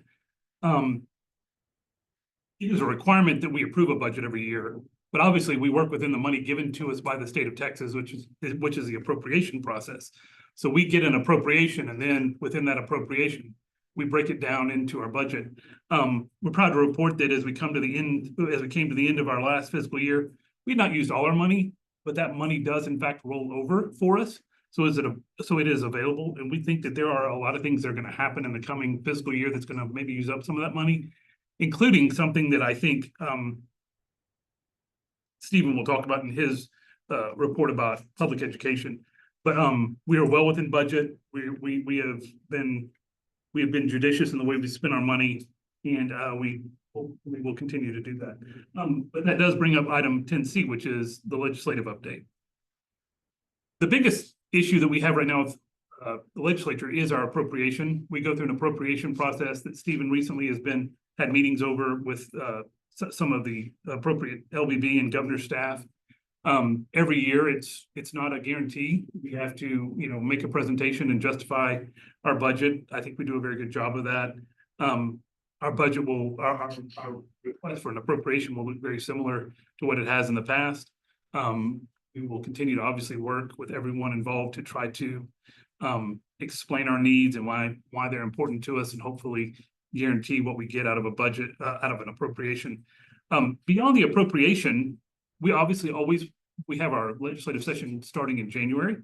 We watch very closely for any bills and hopefully act as a resource to our elected officials on any bills that relate to nuclear waste or anything that kind of touches the nuclear waste world. So we do monitor all of the filings. We make sure that if there is a proposal out there, that we reach out and make sure that we identify ourselves as a resource to help people with any type of technical information, or even for that matter, simply an explanation of what we do, because sometimes some of those bills could potentially impact us. So we will be monitoring that closely. As of now, the filing period starts Right after, week or two after the election. So we will start seeing those bills as early as mid to late November.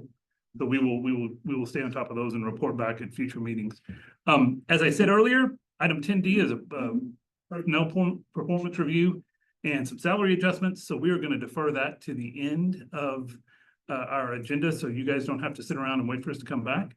So with that concludes the chairman's report, and I will turn it over to Stephen for item 11, which is the executive director's report. Thank you, Chairman. As the first report I was going to get to you, commissioners, is about the budget meeting. We're required every 2 years, as you had in your packet, approval for our legislative appropriation request, where we ask for money for the legislature ahead of legislative session, and to give the opportunity for the appropriators and the legislative budget board to review our request. We're required to have a public meeting that the governor's office convenes and takes public testimony and asks questions of us. The meeting lasted 8 minutes, so it didn't go very long. But in it, I think it's important to note for the commissioners, we were asked a couple of questions about the public education workshop, which I'll talk about in a minute, and our efforts to undergo public education workshop. And also we talked a little bit about the discussion that Chairman Hurley and several members of the commission have had about possibly adding outside counsel and attorney to work for us on a part-time basis to provide legal counsel to us on a lot of these items. Most notably, some of the things we've been dealing with the management rule, actually, and some of the growing concerns that the commission's had regarding the legal implications of some of the things that we've been looking at. That came up. We had a couple of questions about that, but I wouldn't say anything of significance that we should be concerned about, but I think got the answers that we needed from the governor's office and the folks from the legislative budget board that we should be fine going forward. And as Chairman Hurley said, we've asked for roughly the same amount we've had in the past. We have excess funds because we did not spend all the money that was given to us for the fiscal year that ended on August 31st. So this year, as opposed to in years past, the money that we did not spend rolled over to the next year. So we have it to continue until August of next year. And that gives us opportunity maybe to address some issues because we have more money that rolled over to next year. And if you have questions about that, I'm happy to answer them to any of you if you have about that money or what we're going to do with it. If not, the other thing I was going to talk about was our forum meeting, which Vice Chairman Salzman and Commissioner Morris attended with me in Reno. There was a significant discussion I think the commission should be aware of.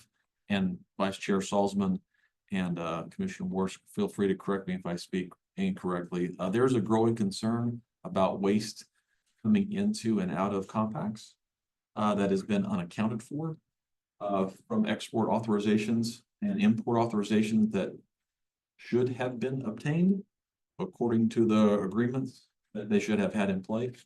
And there has been a work group out of that is attempting to address those concerns.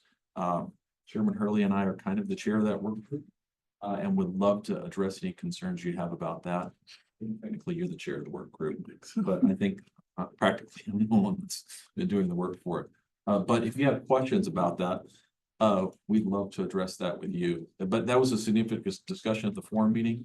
And I think you should be aware. And to be clear, it's independent of our management rule discussions. This is really other compacts raising these issues. And it coincides with a change in leadership in a couple of those compacts as well.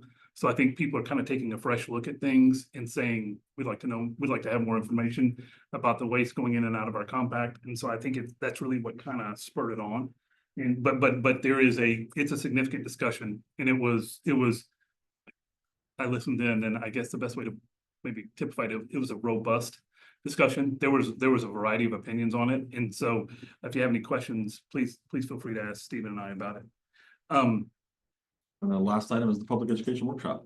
The legislature gave us funds last time to conduct public education workshops to make sure everyone, as we're doing a little bit here today, is aware of what the commission does and how we interact with all the various players in the marketplace, including the importers and exporters of waste. So we will have a public education workshop on December 13th in Austin at the Doubletree Suites on 15th Street. Everyone is welcome to attend. Some of the presenters will come from TCEQ, from WCS as well, and also from the Department of State Health Services as well as Chairman Hurley, Vice Chair Salzman, and Commissioner Morris. We have it limited to only 4 hours. It's free to attend. There's no cost for you to attend. If you would like to get a room at the hotel and stay the night before because we're going to begin at 9 a.m., please let me know. We have a room block. If you want to stay. There will also be the opportunity to attend virtually. We don't expect all the importers of waste to fly in from out the country for 4 hours in Austin, though we would certainly welcome them. But it should be a good discussion about what it is that we do and fulfill what we have promised the legislature we would do and provide public education on what it is we do and address the questions that those folks have. And let me add a little color. Sometimes I think we get wrapped up in our process and we all understand it very well. And so we kind of go about killing our rats. And sometimes we forget that, especially if it's a generator that is new or doesn't necessarily appear before us, or even some of the ones that do, it's maybe a good idea to kind of take a step back and give an overall view of how our process works, how we expect to interact with them, and hopefully, more than anything, instill some confidence in them that we are here to work with them. We want to, I mean, there's questions with probably 90% of these applications. And so we want them to understand that we are always here to work through that with them. We're here to answer questions. We're here to hopefully be a good partner with them, because ultimately, you know, again, this is so secondhand to us, we forget it, but who we end up signing contracts with are these generators. And so it's the generator and us that enter a contract, and therefore we are contractual partners, and we just want to make sure that they understand the process of getting those contracts and the process after we get those contracts, to how they, you know, how they should handle their interactions with us, because I think it should be a simple process. Sometimes people have gotten confused and maybe perceive it as much more complicated than it really is. So we're hoping that the primary goal of the public education workshop is to kind of dispel any rumors or myths about, we're doing addition and not calculus, and it should be that simple. By the way, this actually happens the Friday after our next scheduled meeting. It still remains to be seen if we'll cancel that meeting if we don't have any business, but we will have the workshop regardless of whether or not the meeting goes forward. So to be clear, the workshop will happen on the 13th, regardless of whether or not the meeting on the 12th occurs. And I would add what you said, Chairman Hurley, we're hoping to get feedback from the generators and the exporters of waste on ways that we can improve our process. It's not just us talking to them. That's not supposed to be a one-way street of communication. We hope to find ways to improve how we do our business as well out of the workshop, and welcome any and all. Any questions about the workshop? And again, we want to thank Stephen and Megan, and especially John and Linda, for all the work they put into this. And I'm sure it will be beneficial. And I think the fact that it's available virtually will really help people be able to attend. Yes, ma'am, Megan. I just wanted to let everyone know, if you're interested, particularly in the room and online, if you're interested in attending and you'd like to RSVP, you can email administration@tllrwdcc.org. And I will get you on the list, and we'll make sure we send you reminder updates and everything as well. Thank you, Megan. Any other questions? Before we adjourn, Well, we have one more item. So the next item is about our future meetings. That's item 12 on our agenda. As I said, there's a scheduled meeting on December 12th. In years past, there have been many years that we've actually canceled that meeting because we just don't have any business. And our guiding principle is we don't meet just for the sake of meeting. We don't have business. There's no reason for us to take up space and ruin people's day. So we will be in contact through AWeber and on the website as to whether or not that meeting will be canceled. Obviously, if we don't have any pending applications before, we don't have any other business, we may cancel it. But we will let everyone know that hopefully here, probably by the first post soon. Yeah, so we'll basically know it because there's a posting deadline. So once that posting deadline is up, and I believe it's 35 days, we will know. So we'll probably know by the end of the second week of November, we'll have that meeting in December. I should say, but I'm sorry to interrupt, but the Vermonters have noticed an unfortunate trend away from scheduling winter meetings in Texas. Well, and I will be honest with you why that is. Every time you come to what we think There was no problem with you, so we're gonna try to exclude you today. And hope that we get some cold. After that, our next meeting is in Austin in February, on February 6th. Because we will be, the legislature will be in session, we will likely not meet at the Capitol for that. We'll probably have to find an alternate location because once the session starts, it's possible to get a room at the Capitol. Then thinking long-term, on April 10th, as I mentioned earlier, the forum meeting will be in Odessa. So we will have a meeting in Odessa on April 10th. Again, because it's done in connection with the forum, the February 6th meeting is contingent on us needing to have a meeting, but the April 10th meeting will definitely occur simply because of the forum meeting that will be happening the same day. So it'll be a nice way to kill two birds with one stone. I'm sorry, I thought you wanted to say something. Are you? Yeah, I want to say something before you. adjourn. Okay. So with that, we will turn over. First of all, let me say again, we are so appreciative of the fact that we get to meet in Andrews.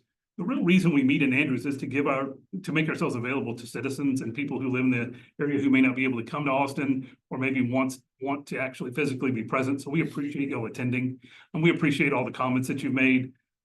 We hope you get to attend other meetings too, even if it's virtually, but we very much like to come to Andrews and get to meet you and get to answer your questions and hear your comments. So we appreciate both the hospitality, especially from Commissioner Nyack and her husband, but really from all of you, including county staff and the use of this facility. And like I said, it has gone off so smoothly, it almost suggests that maybe we should have all our meetings here. But we appreciate your hospitality. And we still have one item on the agenda that will be our executive session, but before we do, I'll turn it over to Commissioner Thodik. There have been, in recent meetings, there have been these discussions, and sometimes not so little discussions about the interactions between Baskin and so on and the facility. And speaking just for me, because I don't know oil and gas the way Texans do or anything. It seems to me that there's a real danger here that we're going to be going off into areas that kind of technically don't concern us, in the sense that the TCEQ is, I think, the basic agency to regulate whatever this is involved, and then these lawsuits and so on. And, you know, I must say that in my mind, it just kind of grows like Topsy. You begin to wonder, okay, yeah, you got earthquakes out here. I didn't know you had earthquakes out here. But son of a gun, you know, there's a lot of fracking. Maybe it's because of the fracking. I don't know. And pretty soon, we're just kind of piling on layers of contention here that concerns me, because we need, I mean, if we're going to get into them, we need some real context and some real expertise and so on, and not just, you know, reports about contentious issues. Now, I don't know, I'm kind of feeling my way, because as I say, I don't know, I can obviously see there's tension between the facility and the oil and gas exploration, or maybe there's not, I don't know. But this business is, I think we're kind of headed off into unfortunate detours if we don't have real context and real understanding of this thing and these things. And I do think it's the TCEQ's business to address these matters, and I do think that it's not ours. We're all concerned with nuclear safety. There wouldn't be this facility if we weren't all concerned with nuclear safety. But I'm just a little worried that a couple of these meetings have gone off on threads that don't really resolve themselves, and that it's difficult or impossible for this commission, given its duties and jurisdiction, to address in a really complete manner. So with that statement, I'll just leave it there. Thank you, Commissioner. So with that, we are going to go back to item 10D on our agenda, which is personal performance review. So everyone knows, just so you can be out of here by noon, we will simply go into our executive session, have that portion come back and then adjourn. So none of you need to stay unless you just want to. So I'm hoping that gives you the ability to still eat lunch. So with that, let me make sure, first of all, the quorum is still present, both online and in person, and it is now 11:51 a.m. on October 24th, 2024. And at this time, the commission will go into closed session to discuss personnel matters, pursuant to section 551.074 of the Texas Government Code for agenda item number 10D. No action will be taken in the closed session, and the board will reconvene in an open session at the end of the closed session. For those of you online, I sent an email with a phone number and a code to get in, so you all can attend at least via conference call. I think we have a room that we are going to adjourn to, and we'll let Megan tell us where that is. Thank you all very much. Sounds very, very. He's on my constituents. The time is now 12:36. We are back from the executive session. No votes or action were taken in the executive session, and we will proceed with the personnel matters as previously authorized in our meeting in Vermont. So with that, we have concluded our agenda, and we are now down to our last item on the agenda, which is item 13, which is adjournment. So is there a motion to adjourn? I moved. So moved. There's a motion and a second. Is there a second? Yes. Second. The motion and a second. All in favor of adjournment, please indicate so by saying aye. Aye. No, thank you all very much. We're adjourned. Bye. Bye, guys. Bye, Jen.